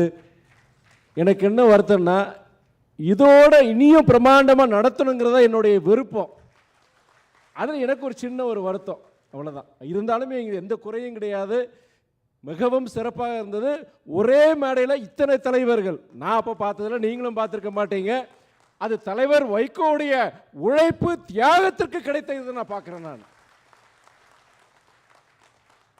இந்த நிகழ்வில் இந்த நிகழ்ச்சிக்கு வந்து இது ஒரு இவ்வளோ தூரம் ஒரு நல்ல ஒரு நிகழ்ச்சியாக, ஒரு வரலாற்று சிறப்பு மிக்க ஒரு நிகழ்ச்சியாக இன்றைக்கி நடந்திருக்கு. இந்த நிகழ்ச்சி வெற்றி பெறதுக்கு பங்களித்திட்ட தோழர்கள் நிறைய பேர், நம்ம இயக்கத்து தோழர்கள், மறுமலர்ச்சி திமுகவுடைய தோழர்கள் நிறைய பேர் இதுக்கு உதவியாக இருந்திருக்கிறாங்க. நான் குறிப்பிட்ட ஒரு பேர் சொன்னேன்னு சில பேர் விட்டு போயிடுச்சு, கோச்சிக்குவாங்க. நிறைய தோழர்கள் நம்முடைய தமிழ்நாட்டிலேருந்து வந்திருக்கிறாங்க. கிட்டத்தட்ட 1000 பேருக்கு மேலே வந்திருக்கிறாங்க. அரங்கத்துக்கு வெளியிலையும் கிட்டத்தட்ட 300-400 பேர் இருக்கிறாங்க. ஆட்சியில் இருக்கிற இயக்கமும் கிடையாது, ஆட்சிக்கு வந்த இயக்கமும் கிடையாது. பொருளாதார பலவீனம் முடிஞ்ச வரைக்கும் இந்த 32 வருஷ தலைவருக்கும் இந்த கட்சிக்காண்டி நீங்கள் தியாகம் பண்ணியிருக்கிறீங்க. பல்வேறு சிக்கல்கள் இருந்தாலுமே இன்றைக்கு தலைவருடைய இந்த நிகழ்ச்சிக்கு கண்டிப்பாக நான் டெல்லியில் இருந்தே ஆகணும்னு சொல்லிட்டு பல தியாகங்களை செஞ்சுட்டு தான் நீங்கள் வந்திருக்கிறீங்க. நீங்கள் பல பேரால் வர முடியல. இங்கே வந்த அனைத்து தோழர்களும் மனமலர்ச்சி சொந்தங்களுக்கும் அதே வேளையில் என்னென்னா, இதில் ஒரு ஆச்சரியம் என்னென்னா, இந்த வாலண்டியர்ஸ்ன்னு சொல்லி நம்ம கொஞ்சம் பேர் நான் ஆர்கனைஸ் பண்ணியிருந்தேன். நான் இந்த நிகழ்ச்சி நல்லா நடக்கணும் அப்படின்னு சொல்லி சில தன்னார்வலர்கள் சில பேர் நான் இது பண்ணியிருந்தேன். டெல்லியில் இருக்கிற தமிழ் மாணவர்கள் கிட்டத்தட்ட ஒரு 15-20 பேர் கிட்டத்தட்ட கடந்த 3 நாட்களாக இந்த நிகழ்ச்சி வெற்றி பெறதுக்கு உழைச்சிருக்கிறாங்க. அவங்க அந்த கண்மணிகள் அத்தனை பேருக்கும் அந்த கருப்பு சட்டை போட்டு கருப்பு போட்டு வந்திருக்காங்க இல்லையா, அந்த இளைஞர்களுக்கு மறுமலர்ச்சி திமுக சார்பாக எல்லாரும் எந்திரிச்சு நில்லுங்க, ப்ளீஸ் ஸ்டாண்ட் அப். மறுமலர்ச்சி சொந்தங்களின் சார்பாக, தலைவர் வைகோவின் சார்பாக என்னுடைய மனமார்ந்த நன்றியை உங்கள் அனைவருக்கும் நான் தெரிவித்துக் கொள்கின்றேன். இப்போ இந்த நிகழ்ச்சியை ஒருங்கிணைப்பு செஞ்சது, காம்பியர் பண்ணது யார் தெரியுமா? மார்க்சிய கம்யூனிஸ்ட் இயக்கத்தை சார்ந்த தோழர் ஜான் பிரிட்டாஸ். தலைவருடைய ஒரு காலத்தில் தலைவருடைய ரசிகர், இன்றைக்கு நாடாளுமன்றத்தில் ஒரு சிறந்த ஒரு பேச்சாளர், ஒரு பத்திரிகையாளர். அவர் பொறுத்திருக்கிறேன்னா அவர் இன்னைக்கு ஒருங்கிணைப்பு செஞ்சிருக்கிறார். இந்த வாலண்டியர் சொன்ன இல்லையா, அதில் ஒரு தோழர் ஹரீஷ் பாலா, அவர் சிபிஐ இயக்கத்தை சார்ந்த ஒரு தோழர். கடந்த 3 நாட்களாக இந்த நிகழ்ச்சிக்காண்டி உழைச்சிருக்கிறாரு. மறுமலர்ச்சி திமுக மாத்திரம் கிடையாது, பொது உடைமை இயக்க தோழர்கள் அவங்க கூட இருக்குன்னு சொல்லிட்டு மறுபடியும் அதை நீங்கள் சொல்லிட்டு இருக்கிறீங்க. நான் அவங்ககிட்ட சொல்லும்போது சொல்லுவேன், நான் அதிமுகவுடைய கொடி வந்து சிவப்பு சிவப்பு அதில் அதிகமாக இருக்குது. ஒரு காலத்தில் ஒரு கட்டத்தில் நம்மளும் ஒரு லெஃப்டிஸ்ட் அப்ரோச்சோட தான் போகணும்னு சொல்லி நான் தோழர்கிட்ட சொல்லுவேன். நான் இன்னைக்கு அனைவருக்கும், பத்திரிகை ஊடகவியாளர்கள், பத்திரிகை நண்பர்கள், உங்களுக்கு நான் என்னுடைய நன்றியை தெரிவிச்சுக்கிறேன். நான் இங்கே டெல்லியில் இருக்கிற நம்முடைய தமிழ் சொந்தங்கள், உங்கள் அனைவருக்கும் என்னுடைய மனமார்ந்த கோடானு கோடி நன்றியை தெரிவித்துவிட்டு, இந்த நிகழ்ச்சிக்கு வந்து சிறப்பு செய்த நாடாளுமன்ற உறுப்பினர்கள், முன்னாடி சகோதரர் சச்சிதானந்தம் உட்கார்ந்துருக்கிறாரு, நிறைய நாடாளுமன்ற உறுப்பினர். அடுத்தடுத்து என்ன, நாளைக்கு பார்லிமெண்ட் இருக்குது, முக்கியமான ஒரு நெருக்கடியான சூழ்நிலை பார்லிமெண்ட் நடந்துட்டு இருக்கு இந்த நேரத்தில். ஆனால் பல பேர்னால முழுமையாக கலந்துக்க முடியல. இருந்தாங்க கிட்டத்தட்ட 1.5 மணி நேரம் இருந்துட்டு தான் நிறைய பேர் போயிருக்கிறாங்க. வந்து கலந்துக்கிட்ட அனைத்து சிறப்பு விருந்தினர்கள், நாடாளுமன்ற உறுப்பினர்கள், தலைவர்கள், நம்முடைய ஐயா பேபி இருக்கிறாரு. அதே மாதிரி இன்றைக்கி அவர் பிரேமச்சந்திரன் அவரெல்லாம் பார்த்தீங்கன்னா ரொம்ப பிஸியஸ்ட் பார்லிமெண்டேரியன். அவரெல்லாம் பல முறை நான் நாடாளுமன்றத்தில் புதுசாக போகும்போது நிறைய பல பேர் கற்றுக்கிட்டு இருக்கு. அப்படி கற்றுக்கிட்டு இருக்கிற பல பேரில் வந்து நம்முடைய சகோதரர் தோழர் பிரேமச்சந்திரன் ஒருத்தர், அதில் ஒருத்தர். இன்றைக்கி நம்முடைய அமைச்சர் பொறுத்த வரைக்கும் மிக சிறந்த உரை, உங்கள் உள்ளத்திலிருந்து வந்த உரை, உங்கள் இயக்கத்தின் சார்பாக மாண்புமிகு முதலமைச்சர் சகோதரர் விஜயின் சார்பாக உங்கள் உரை இருந்தது. எல்லாரும் ரசித்தோம். நாங்கள் மதிமுக சொந்தங்கள்லாம் அவ்வளோ ரசித்தோம். நீங்கள் உங்களை வித்தியாசமாக நாங்கள் பார்க்கல, எங்களுடைய சொந்தமாக தான் உங்களை பார்க்குறோம். நாங்கள் ஐயா வாசனையா வந்திருக்கிறாரு. அவர் என்னைக்கு நம்ம வீட்டில் ஒருத்தர் தான். ஐயா அவர் பெரியவர் இருக்கும்போது அப்படி தான், இன்றைக்கி அவரும் இருக்கிறாரு. அதே மாதிரி குமுதம் பப்ளிகேஷன்ஸ் அவருக்கும் சரி இன்றைக்கி இந்த நிகழ்ச்சி வந்து கலந்துருக்கிறாங்க. அதே மாதிரி நம்முடைய தமிழ்நாட்டு மாநில தலைவர், காங்கிரஸ் மாநில தலைவர் அன்பு சகோதரர் மாணிக்கம் தாகூர், அவர் என்னுடைய நன்றியை நான் தெரிவிச்சுக்கிறேன். நான் நன்றி நன்றி நன்றி, வணக்கம்.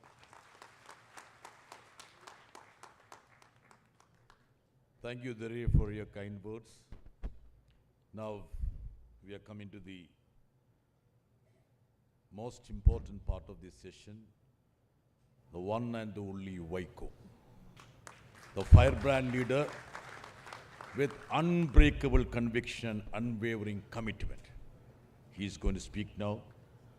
Please remove all the papers from there. It may catch fire. Okay. Thank you.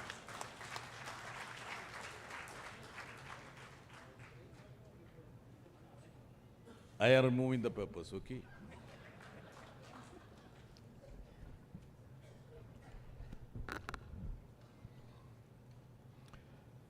என் வாழ்நாளில் மறக்க முடியாத நிகழ்வாக அமைந்திருக்கின்ற நாடாளுமன்றத்தில் வைகோ எனும்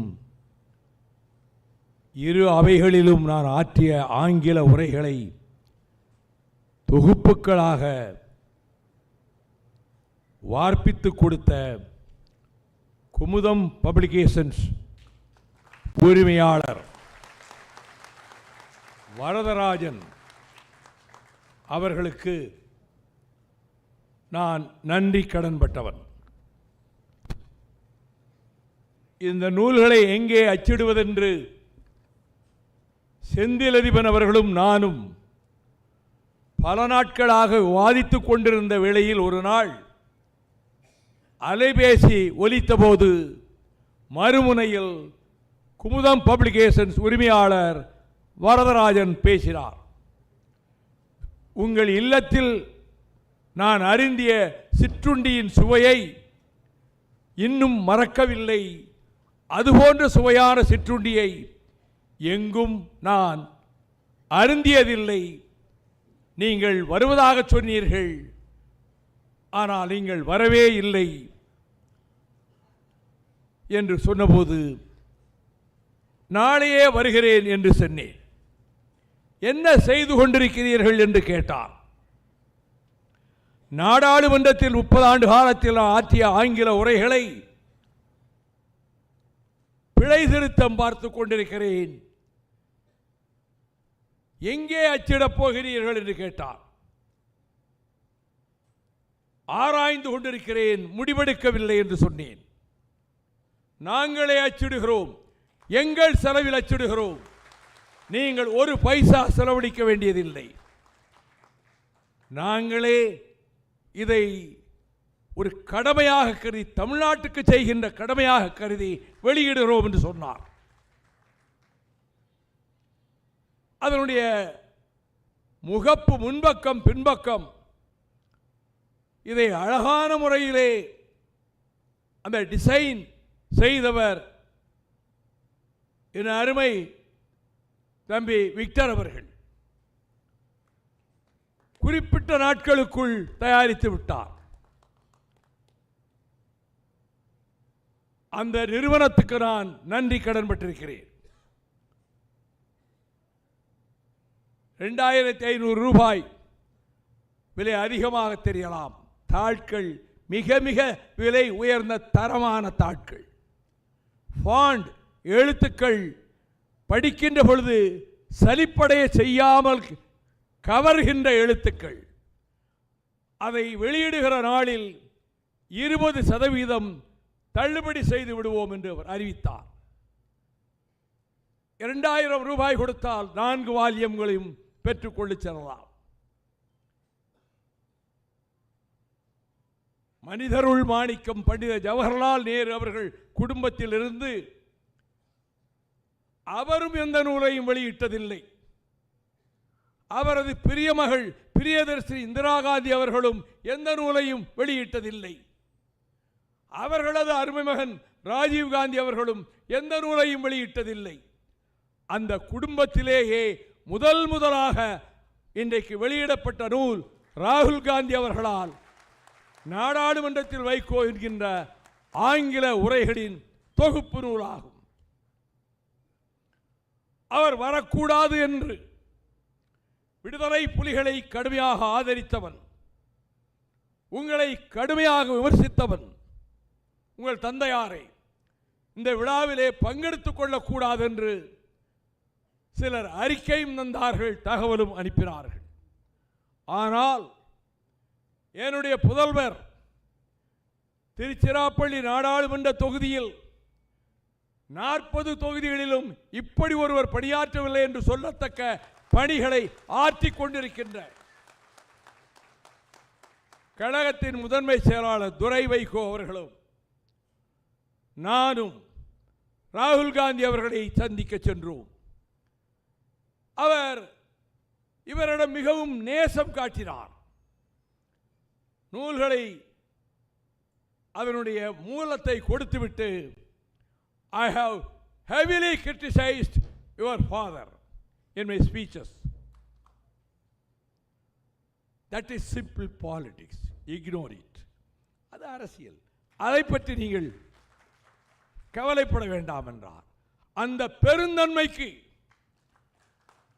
நான் கடுமையாக விமர்சித்திருந்தாலும் இந்த விழாவிலே வந்து பங்கேற்று இந்த நூல்களை வெளியிட்ட அந்த உயர்ந்த உன்னதமான குணத்துக்கு தலைவணங்கி ராகுல் காந்தி அவர்களுக்கு நான் நன்றி தெரிவிக்கிறேன். இந்த நூல் வெளியீட்டு விழா நடைபெறாது என்றுதான் நான் நினைத்தேன். இங்கே நடைபெற்ற மாணவர் கிளர்ச்சி 65 நினைவூட்டுவதைப் போல புரட்சியாக வெடிக்க தொடங்கிய போது இனி நவம்பர் திங்கள் கடைசியில் தான் இந்த விழாவை நடத்த வேண்டும் என்ற முடிவுக்கு வந்தேன். ஆனால் அதில் ஒரு திருப்பம் ஏற்பட்டு கோரிக்கைகள் ஏற்கப்பட்டு கிளர்ச்சி நின்றது. திட்டமிட்டவாறு விழாவை நடத்த முடிவெடுத்தோம். முதல் நூலை பெற்றுக்கொள்பவர் தமிழக முதலமைச்சர் மாண்புமிகு ஜோசப் விஜய் என்று தானே அறிவித்திருந்தீர்கள். நான் கட நேரம் யோசித்து பார்த்தேன். விஜய் வருகிறாரா? அடுக்கடுக்கான அலைபேசிகள், தொலைபேசிகள். ஒரு 50,000க்கு மேற்பட்டவர்கள் திரண்டிருப்பார்கள். இந்த விழா நடக்காது. அவருக்கு டெல்லி காவல்துறை முறையான பாதுகாப்பும் தராது. அப்படிப்பட்ட ஒரு சங்கடமான நிலைமைக்கு அவரை ஆளாக்கக்கூடாது என்று முதலமைச்சரை நேரில் சந்தித்து, நீங்கள் வருவதை நானே தவிர்க்க விரும்புகிறேன், வர வேண்டாம், உங்கள் கட்சியிலிருந்து யாராவது ஒருவரை அனுப்புங்கள், இது தமிழாக்கம் செய்யப்படுகிறது. செந்திலதிபன் பாதி செய்து முடித்து விட்டார், கவி ஓரளவு முடித்து விட்டார். முழுமையாக தமிழாக்கம் செய்யப்பட்ட பிறகு அக்டோபர் திங்களில் ஒரு நாள் சென்னை மாநகரில் முதலமைச்சர் அவர்களே நீங்கள் வெளியிட வேண்டும், யார் பெறுவது என்பதை பின்னர் தீர்மானிப்போம் என்று நான் கூறினேன். அப்படித்தான் இந்த விழா ஏற்பாடாயிற்று.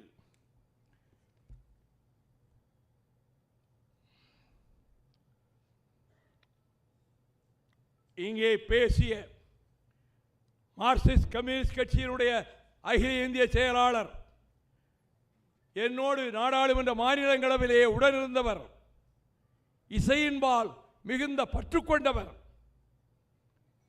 உயிர் நண்பர் பேபி அவர்களுக்கும், இந்திய கம்யூனிஸ்ட் கட்சியினுடைய அகில இந்திய செயலாளர் தமிழகம் தந்த ராஜா அவர்களுக்கும் நான் நன்றி தெரிவித்துக் கொள்கிறேன். தமிழ்நாடு காங்கிரஸ் கட்சியினுடைய தலைவராக மாணிக்கம் தாகூர் தேர்ந்தெடுக்கப்பட்டார் என்ற செய்தி வந்தவுடன் நம் விழாவை எவனாலும் தடுக்க முடியாது, அதற்கு இவர் இடம் தர மாட்டார் என்று நான் அப்பொழுதே முடிவெடுத்தேன். அதைப் போல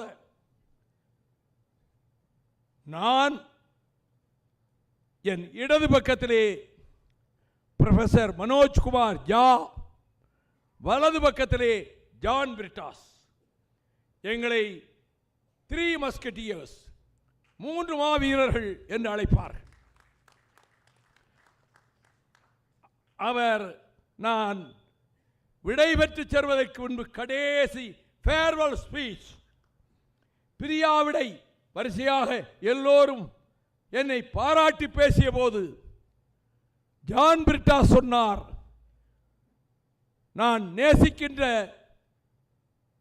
மேதகு பிரபாகரன் அவர்களையும் சுட்டிக்காட்டி எனக்கு பிரபாகரன் வைகோதான் என்று பாராளுமன்றத்திலேயே சொன்னார். அவர்தான் வகுத்து தர வேண்டும் என்று நான் சொன்னேன்.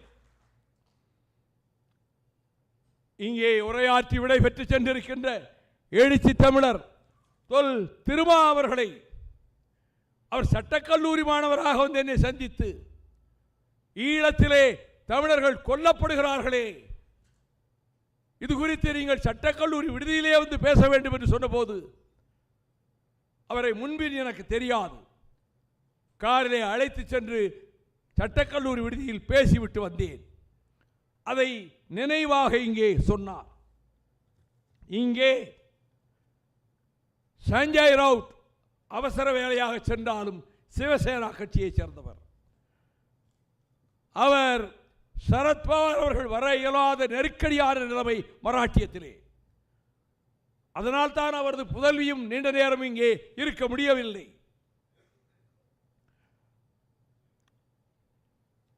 இந்திய யூனியன் முஸ்லீம் லீக் கட்சியின் சார்பில் இங்கே வருகை தந்து சிறப்பித்த முகமது பஷீர் எம்பி அவர்களுக்கும், அதை போலவே நம்முடைய தமிழ் மாநில காங்கிரஸ் தலைவர், என்னை உயிராக நேசித்த ஐயா மூப்பனார் அவர்களினுடைய அருமை புதல்வர் GK வாசன் அவர்களுக்கும், குமுதம் நிறுவனத்தின் சார்பில் உரையாற்றிய சங்கர் சுப்பிரமணியம் அவர்களுக்கும் நான் நன்றி தெரிவித்துக் கொள்கிறேன். It is with immense pleasure to extend my thanks to my party treasurer, the fiery orator, Mr. Sendil Adiban, who have translated 8 volumes into Tamil language, English volumes into Tamil language. The publication of these Tamil volumes will be released in the month of October in the city of Chennai, probably, I am expecting his consent, by the Honorable Chief Minister of Tamil Nadu. I am duty bound to express my hearty thanks to Raja Vaiyapuri, eldest son of my brother Y. Ravichandran, who have devoted his time and energy for the compilation of all my speeches, which lasted for more than 6 months. 6 மாதம் அவன் பாடுபட்டான். அத்தனையும் கூகுளிலே இருந்து தொகுத்து உரைகளாக தயாரித்து கொடுத்தான். கனடாவிலே இருக்கிறான். அவனுக்கும், எங்கள் தாயகத்தினுடைய மேலாளர் கவி அவர்களுக்கும், வரைபடம் தந்த விக்டர் ஞான எபினேசர் அவர்களுக்கும், இந்த நிகழ்ச்சியை ஒழுங்குபடுத்துவதற்கு சென்னையிலிருந்து புறப்பட்ட நாளிலிருந்து இதுவரை பாடுபட்டு வருகிற துணை பொதுச் செயலாளர் ஜீவன் அவர்களுக்கும், அமைப்பு செயலாளர் வழக்கறிஞர் குருநாதன், அதை போலவே வடசென்னை ஒரு பிரிவு செயலாளர் தென்றல் நிசார் அவர்களுக்கும், மறுமலர்ச்சி திராவிட முன்னேற்ற கழகத்தின் உயிர் நாதமாக திகழ்கிற தொண்டர்படை தோழர்களுக்கும் என்னுடைய நன்றியை நான் தெரிவித்துக் கொள்கிறேன். அதே நேரத்தில் அவர்கள்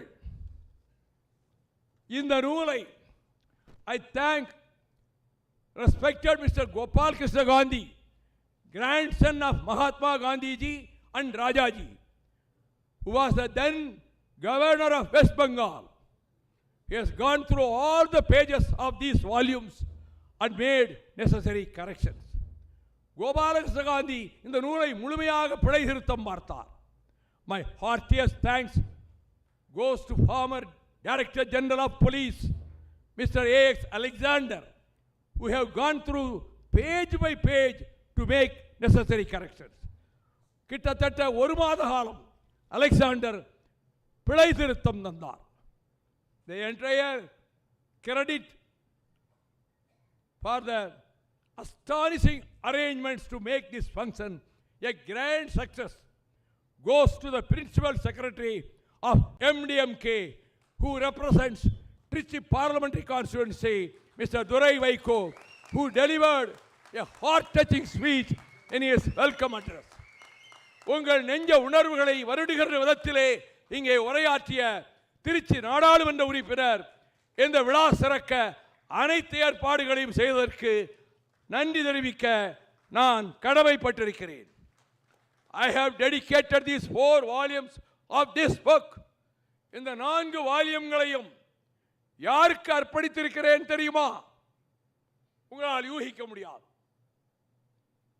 என் வாழ்க்கையில் புயல் வீசிய காலங்களில், என் வாழ்க்கையில் சித்திரவதைக்கு நிகரான கொடுமைகள் நிகழ்ந்த காலங்களில், எந்த இயக்கத்தில் 29 ஆண்டுகள் உயிரை கொடுப்பதற்கு சித்தமாக உழைத்து கொலைகாரன் என்ற பழியை சுமந்து தூக்கி எறியப்பட்டேனோ அந்த துயரமான நாட்களில் 5½ ஆண்டு காலம் நான் சிறைவாசத்தை அனுபவித்த நாட்களில் மாதம் 1 நாள் 2 நாள் வீட்டில் இருந்திருப்பேன். என் குழந்தைகளின் மழலை பேச்சை நான் கேட்டதில்லை. என் பிள்ளைகள் வளர்வதை நான் கண்டதில்லை. இவற்றையெல்லாம் ஒரு மனிதன் இழக்கிறான். These are the precious moments. வாழ்க்கையின் உன்னதமான தருணங்கள் அவைதான். மழலை கேட்பதும், பிள்ளைகள் மடியிலே தவழ்வதும், அவர்கள் வளர்வதை காண்பதும் தான் ஒரு மனிதனின் இனிமையான தருணங்கள். அவை எனக்கு கிடைக்கவில்லை. அனைத்தையும் இழந்திருக்கிறேன். அவ்வளவு சோதனைகளிலும் ஒரு பவுன் நகை வேண்டும் என்று கேட்டதில்லை. 89 நாடாளுமன்ற தேர்தலில் என் ஆருயிர் சகோதரன், அவனுக்கு நிகரான பேச்சாளர் தமிழ்நாட்டில் இதுவரை பிறக்கவில்லை, காளிமுத்து, அவரும் நானும் போட்டியிட்டு அவர் வெற்றி பெற்ற போது என்னுடைய கார்கள் பெட்ரோல் இல்லாமல் ஆங்காங்கே தேங்கி நிற்கின்றன என்று ஜூனியர் விடனில் ஒரு செய்தி வந்ததை அறிந்த மாத்திரத்தில் மறுநாள் காலை முதல் பெட்டிக்கடை வைத்திருப்பவன் 5000 ரூபாய், டீக்கடை வைத்திருப்பவன் 5000 ரூபாய், 50,000 லட்சம் கொண்டு கொட்டிக்கொண்டே இருந்தார்கள் தமிழ்நாடு புறா உள்ள திமுக தோழர்கள். நான் மார்க்சிஸ்ட் கம்யூனிஸ்ட் கட்சி டைஃபி தோழருக்கும் ஒரு கார், ஒன்றிய செயலாளருக்கு ஒரு கார், இந்திய கம்யூனிஸ்ட் அத்தனை செயலாளர்களுக்கும் கார், பணத்தை அள்ளி வீசி வந்த பணத்தை எல்லாம். அப்படி இருந்தும் தீர்ப்புக்கு பிறகு திமுக தோழர்கள் வீடுகள் உடைக்கப்பட்டு விட்டன என்று கேள்விப்பட்டு நான் அந்த வீடுகளுக்கெல்லாம் சென்று 3000 5000 என்று அந்த வீடுகளுக்கெல்லாம் கொடுத்தேன். அப்படி இருந்தும் 5,5 லட்சம் ரூபாய் மீதம் இருந்தது எனக்கு. இவ்வளவுக்கு பிறகு பணம் மிஞ்சி போச்சே. நான் நினைக்கவே இல்லை. அந்த பணத்தை என்ன செய்வது என்று திட்டமிடவும் இல்லை. என் துணைவியார் என்னிடம் சொன்னார், நீங்கள் ஈழத்துக்கு சென்றீர்கள், வன்னி காடுகளுக்கு சென்றீர்கள், தலைவர் பிரபாகரன் அவர்களை சந்தித்து விட்டு வந்தீர்கள், மயிரிழையில் உயிர் தப்பி வந்தீர்கள், உங்களால் அவர்கள் தயாரித்த 3 இன்ஜின்கள் பொருத்தப்பட்ட ஒரு பெரிய படகை அவர்கள் இழந்தார்கள். எத்தனை நட்டம் அவர்களுக்கு. இந்த பணத்தை புலிகளுக்கு கொடுங்கள். நான் நினைக்கவில்லை என் மகள் ராஜிக்கு ஒரு தோடு வாங்க வேண்டும், என் மகள் கண்ணகிக்கு ஒரு வளையல் வாங்க வேண்டும் நினைக்கவில்லையே. புலிகளுக்கு கொடுத்து விடுங்கள். தமிழ்நாட்டின் பிரதிநிதி அன்பை அழைத்தேன். 5 லட்சம் வாங்கி கொண்டு போய் என்றேன். ஒரு காலம் வாங்க மாட்டேன் என்றான். உங்கள் தலைவர் இப்பொழுது பக்கத்தில் இருந்தால் வாங்க சொல்வார். நீ வாங்காவிடில் என் வீட்டு பக்கம் தலை காட்டாதே. நீ மேலிடத்துக்கு சொல், அவர் வாங்க சொல்லுகிறாரா இல்லையா என்பதை பிறகு பார்ப்போம் என்றேன். 3 நாள் கழித்து வந்தான். தலைவர் வாங்கிக் கொள்ள சொல்லிவிட்டார். 5 லட்சத்தை தூக்கி கொடுத்தேன். இந்த யோசனையை சொன்னவர் யார்? கல்யாணமாகி கிட்டத்தட்ட 55 ஆண்டுகள் ஆகிவிட்டன எனக்கு. இந்த 55 ஆண்டு கால இல்லற வாழ்வில் ஒரு பொட்டு நகை கேட்டதும் இல்லை, நான் வாங்கி கொடுத்ததும் இல்லை. என் வாழ்வில் இவ்வளவு தாங்கிக் கொள்வதற்கு பட்டறை கல்லாக ஆதார சுருதியாக இருப்பவர் என் வாழ்க்கை துணைவியார்தான். Therefore,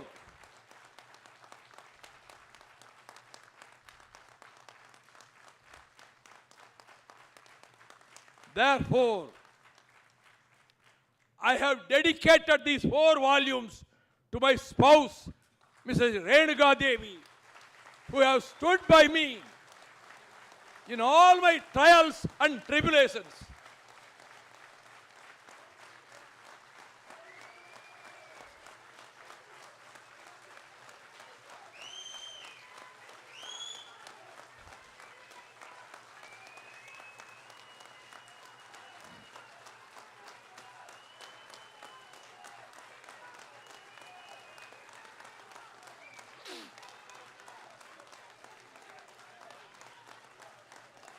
என் நாடி துடிப்பு,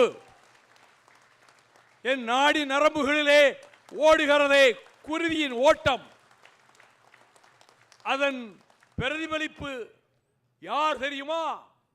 நீங்கள் நீங்கள் நீங்கள் 1000க்கு மேற்பட்டவர்கள் வந்திருக்கிறார்கள். 150 பேர் விமானத்தில் வந்திருக்கிறார்கள்.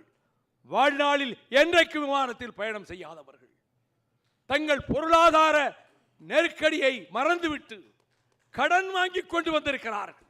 உங்கள் காலடிகளில் என் நன்றியை வைக்கிறேன். நீங்கள் இருக்க எனக்கென்ன கவலை? இனி நம்மை எதிர்ப்பார் எவரும் இல்லை. இனி நம்மை நசுக்க முனைவோர் தொலைந்து இருக்கிற இடம் தெரியாமல் போவார்கள். முக்கியமான காலகட்டத்திலே இந்த நிகழ்ச்சி நடைபெற்றுக் கொண்டிருக்கிறது. ஒரு சரியான முடிவெடுத்ததற்கு பிறகு இந்த நிகழ்ச்சி நடைபெற்றுக் கொண்டிருக்கிறது. 23 பேர் அணிந்துரை தந்திருக்கிறார்கள். 23 பேர். எந்த நூலுக்கும் 23 பேர் அணிந்துரை தந்தது கிடையாது.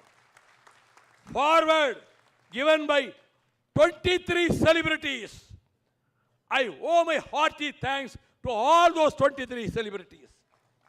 அந்த 23 பேருக்கும் உட்கார்ந்திருக்கிற ஹென்றி திபேன் உட்பட அந்த 23 பேருக்கும் என் தலைதாழ்ந்த வணக்கத்தோடு நன்றியை தெரிவித்துக் கொள்கிறேன். ஒரே ஒரு anecdote in parliament, ஒரே ஒரு சிறிய உதாரணம். 1980 ஆண்டு ஜூன் 21ஆம் தேதி காலை 10:30 மணிக்கு பிட்ச் என்ற பெயரிடப்பட்ட விமானம் விபத்துக்குள்ளாகி அதில் பயணித்த சஞ்சய் காந்தியும் அதை ஓட்டி வந்த பைலட் சக்சேனாவும் 2 பேரும் விமானம் கீழே விழுந்து நொறுங்கும் போதே மடிந்து போனார்கள். 2 பேரும் பலியானார்கள். இந்திரா காந்தி அம்மையார் பிரதமர், செல்லமகன் சஞ்சய் காந்தி மடிந்து கிடக்கிறான் உயிரற்றவனாக. பார்க்க போகவில்லை. உடன் இருந்து பயணித்து இறந்தாரே சக்சேனா விமானி, அவர் வீட்டுக்கு போனார் இந்திரா காந்தி. 3 மணி நேரம் அங்கே இருந்தார். கணவனை இழந்த அந்த விதவை மனைவிக்கு ஆறுதல் சொல்லிக் கொண்டிருந்தார். அதற்கு பிறகுதான் சஞ்சய் காந்தியை பார்க்க வந்தார். மாருதி மசோதா விவாதத்துக்கு வந்தபோது ஒரு குறிப்பிட்ட கட்சியைச் சேர்ந்த நாடாளுமன்ற உறுப்பினர், இந்த நாகரிகமான நிகழ்ச்சியில் பெயரை சொல்ல விரும்பவில்லை, கடுமையாக விமர்சித்து சஞ்சய் காந்தியை மிக கடுமையாக விமர்சித்து பேசினார். பேசி அமர்ந்தவுடன் என்னுடைய பெயர் வாசிக்கப்பட்டது. அந்த குறிப்பிட்ட உறுப்பினர், டோன்ட் கோ அவே, சபையை விட்டு வெளியே போகாதே, என் பேச்சை கேட்டுவிட்டு பிறகு போ. It is highly improper and discourteous to criticize a departed soul. இறந்து போன ஒரு மனிதரை பற்றி கீழ்த்தரமாக விமர்சிப்பது மிக மிக அநாகரிகமான செயல். அதை அந்த உறுப்பினர் இங்கே செய்தார். அவருக்கு சொல்லுகிறேன், சபைக்கும் சொல்லுகிறேன், இந்திரா காந்தி மகனை பார்க்க போகவில்லை, உடன் பயணித்த விமானியினுடைய மனைவிக்கு ஆறுதல் சொல்ல போனார். இன்னொரு நிகழ்ச்சி நடந்தது. அது 19 77 கடைசியில் வடகிழக்கு மாகாண எல்லைகளுக்கு மேலே ஒரு விமானம் பறந்து கொண்டிருந்தது. அந்த விமானத்திலே பயணித்தவர் அன்றைய பிரதமர். ஜோர்ஹட் என்ற இடத்திலே விமானம் தீப்பிடித்துக் கொண்டது. 5 போர் முனையைச் சேர்ந்த ஏர்போர்ஸ் பைலட்ஸ் 5 பேர் உட்கார்ந்திருந்தார்கள். Within a second they have to decide. வயிற்று பகுதியை கொண்டு போய் மோதினால் நாம் 5 பேரும் ஒருவேளை உயிர் பிழைக்கலாம், ஆனால் பிரதமர் நிச்சயமாக கொல்லப்படுவார். மூக்கு பகுதியை கொண்டு போய் மோதினால் நாம் 5 பேரும் உடனே சாம்பலாகி விடுவோம், ஒருவேளை பிரதமர் தப்பிக்கலாம். Within a second they took the decision. They opted for nose diving. முனை போய் மோதி தீப்பிடித்தது. 5 விமானிகளும் போர்ப்படை விமானிகளும் அங்கேயே சாம்பலாகி போனார்கள். உள்ளே உட்கார்ந்திருந்த பிரதமர் ஒரு காயமும் இல்லாமல் வெளியே வரும்போது தூசி தட்டி கொண்டே வெளியே வந்தார். Media persons approached him, print media and visual media. How did you escape? எப்படி நீங்கள் தப்பினீர்கள்? God Almighty, God has saved me. கடவுள் என்னை காப்பாற்றினார். அந்த 5 விமானிகள் வடிவத்திலே காப்பாற்றினார் என்றால் சொன்னாரா? இல்லை. 5 விமானிகளின் உடல் டெல்லியில் கொண்டு வந்து எரியூட்டப்பட்டது. பிரதமரும் செல்லவில்லை, ஒரு அமைச்சரும் அங்கே செல்லவில்லை. எரியூட்டல் நிகழ்ச்சிக்கும் இந்திரா காந்தி அம்மையார் was an example for humorism.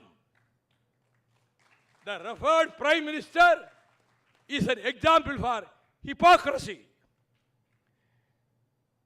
Treasury பெஞ்சஸில் இருந்து எழுந்திருச்சு ஆரவாரம் பண்ணி கைதட்டினாங்க. 1/2 மணி நேரம் கழிச்சு பிரணாப் முகர்ஜி அங்கிருந்து ஒரு சீட்டை கொடுத்து விட்டார். Prime Minister Madam Indira Gandhi was very much moved by your speech. She has sent a note appreciating and applauding your speech.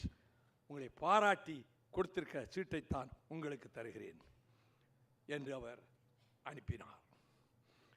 இந்த நிகழ்வை நான் சொல்லுவதற்கு காரணம், இது போன்ற எத்தனையோ சம்பவங்கள் நாடாளுமன்றத்திலே மிக பரபரப்பூட்டுகின்ற பல செய்திகள். நான் அந்த செய்திகளுக்குள் போனால் அது வேறு திசைக்கு போய்விடும் என்பதால் நான் செல்ல விரும்பவில்லை. ஒன்றை சொல்லியாக வேண்டும். நான் வன்னிக்காடுகளுக்கு சென்று திரும்பிய போது, நீங்கள் பாராளுமன்றத்துக்கு வரக்கூடாது, போகக்கூடாது, பெரிய எதிர்ப்பு கலவரம் ஏற்பட்டுவிடும் என்று சில மேதாவிகள் என்னை எச்சரித்தார்கள். 4 நாள் பொறுமையாக இருந்தேன். என்னதான் வந்துவிடும் பார்ப்போம். இராணுவத்தையே பார்த்து விட்டு வந்தோமே, இங்கே என்ன வந்துவிடும். நான் சென்றேன். பிற்பகல் நண்பகல் உணவு வேளை முடிந்து 2 மணிக்கு சபை தொடங்குகிறது. 2:10க்கு நான் சபைக்குள் நுழைந்தேன். காங்கிரஸ் கட்சியைச் சேர்ந்த துணை ஜனாதிபதி உட்கார்கிற இடத்திலே உட்கார்கிற டெபுட்டி சேர்மன் நெஜ்மா அப்துல்லா காங்கிரஸ் கட்சியைச் சேர்ந்தவர். நான் உள்ளே நுழைந்ததை பார்த்தவுடன், welcome welcome welcome mister Gopalsamy, we are all happy to see you in one piece. உடம்புல ஒரு பாகம் கூட அங்கஹீனம் ஆகாம முழு உடம்போடு திரும்பி வந்திருக்கிறீர்கள். 1000 முறை காங்கிரஸ் நண்பர்களோடு மோதியிருப்பேன். அத்தனை காங்கிரஸ் எம்பிக்களும் எழுந்து நின்று they gave me standing ovation. மகிழ்ச்சி மகிழ்ச்சி, நீங்கள் காயப்படாமல் வந்ததில் எங்களுக்கு மகிழ்ச்சி என்று நான் கடுமையாக விமர்சித்த காங்கிரஸ் உறுப்பினர்கள் என்னை பாராட்டினார்கள். இந்த சம்பவமும் என்னால் மறக்க முடியாது. இதை போல 1000 சம்பவங்கள். கடைசியாக ஜான் பிரிட்டாஸ் பேசி முடித்து பதில் சொல்வதற்கு நான் பேச அழைக்கப்பட்ட போது நான் எழுந்து பேரறிஞர் அண்ணா அவர்கள் 1963 நிகழ்த்திய மெய்டன் ஸ்பீச், கன்னி பேச்சு, அதனுடைய 2 பாராக்களை எடுத்து நான் மேற்கோள் காட்டினேன். காரணம், பின்னால் வந்து பிரசுரித்தவர்கள் அண்ணாவின் அந்த பேச்சின் 2-3 வரிகளை நீக்கிவிட்டார்கள். அவர் சொன்னார், I belong to the Dravidian stock. I am proud to call myself a Dravidian. இதையெல்லாம் சொல்லிவிட்டு I demand the right of self-determination. சுயநிர்ணய உரிமையை நான் வலியுறுத்துகிறேன் என்று பேசினார். அதை எடுத்து விட்டார்கள் பின்னாலே வந்தவர்கள் புத்தகங்களில். அடியனுக்கு வேலையே என்ன தெரியுமா? எவனும் வரலாற்றை அழிக்க முடியாது. என்னுடைய பேச்சில் அண்ணா இப்படி பேசினார் என்று நாடாளுமன்ற பதிவேட்டில் 63 பேசிய பேச்சை இப்பொழுது மீண்டும் பதிவு செய்திருக்கிறேன். பதிவாகி இருக்கிறது. I demand the right of self-determination. பதிவாகி இருக்கிறது. ஜான் பிரிட்டாஸ் ரொம்ப நெகிழ்ந்து போனார். நான் சொன்னேன், now I recall the roaring thunder of Maharana Pratap Singh. இடியென முழங்கிய Maharana Pratap Singh after the defeat of ஹால்டிகாட்டி, ஹால்டிகாட்டி போரிலே தோற்றதற்கு பிறகு அவர் சொன்ன அந்த வாசகங்களை இங்கே சொல்லுகிறேன். till such time breads of dry grass available. காட்டுப்புல்லில் செய்யப்பட்ட ரொட்டி துண்டுகள் கிடைக்கின்ற காலம் வரை. till such time water in streams available. ஓடுகிற நீரோடைகளிலே தண்ணீர் இருக்கின்ற வரையிலும். till such time I breathe the air of the atmosphere. இந்த காற்று வழியிலே இருக்கக்கூடிய பிராணவாயை நான் சுமக்கின்ற காலம் வரையிலும் I will raise my sword for the liberation of my motherland. என் தாய் நாட்டை விடுவிப்பதற்கு நான் வாளை உயர்த்தி கொண்டே இருப்பேன் என்று மகாராணா பிரதாப் சிங் சொன்னார். இப்பொழுது இந்த கணத்தில் I take a vow. அங்கே சொன்னது இங்கேயும் சொல்றேன். ஒரு உறுதிமொழி எடுக்கிறேன். I take a vow. I do declare that I will raise my fighting sword. சுழலுகிற என் போர்வாளை உயர்த்தி கொண்டே இருப்பேன். For the victory of Dravidian movement. திராவிட இயக்கத்தின் வெற்றிக்காகவும் and for the glory of Tamil Nadu, the cradle of ancient civilization. பழமையான நாகரிகத்தின் தொட்டில் பூமியாகிய தமிழ்நாட்டின் புகழை உயர்த்தவும் திராவிட இயக்கம் வெல்லவும் என்னை நானே அர்ப்பணித்துக் கொள்வேன். I will fight tooth and nail. I will fight tooth and nail the abominable, pernicious, malicious, disastrous forces of Hindutva. இந்துத்வா விச சக்திகளை வீழ்த்துவதற்கு போராடுவேன். They will be thrown away into the Bay of Bengal, lock, stock and barrel. அடிமுதல் நுனிவரை அவர்களை தகர்த்து வங்காள குடாக்கடலுக்குள்ளே வீசி எறிகிற துணிச்சலோடு போராடுவேன். இதுதான் இந்த நூல் வெளியீட்டு விழாவிலே வைகோ மேற்கொண்டிருக்கின்ற சபதம். நன்றி, வணக்கம்.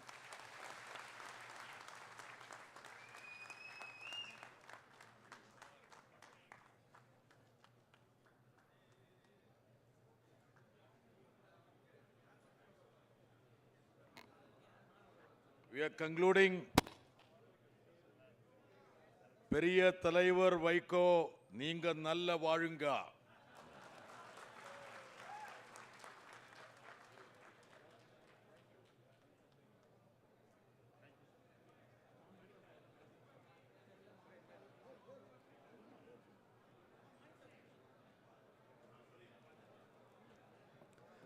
தலைமை கழகத்தின் சார்பில் ஒரு அறிவிப்பு. இங்கு வெளியிடப்பட்டுள்ள 4 தொகுதியும் அரங்கத்தின் நுழைவாயில் அருகே விற்பனைக்கு வைக்கப்பட்டுள்ளது. 2500 ரூபாய் மதிப்புள்ள 4 தொகுதியும் ரூபாய் 2000 செலுத்தி பெற்றுக்கொள்ளலாம். தலைவரிடம் புத்தகம் பெறவோ புகைப்படம் எடுக்கவோ இன்று யாரும் முயற்சிக்க வேண்டாம் என்று தலைமை கழகத்தின் சார்பில் கேட்டுக்கொள்ளப்படுகிறது. உங்கள் ஒத்துழைப்பிற்கு நன்றி.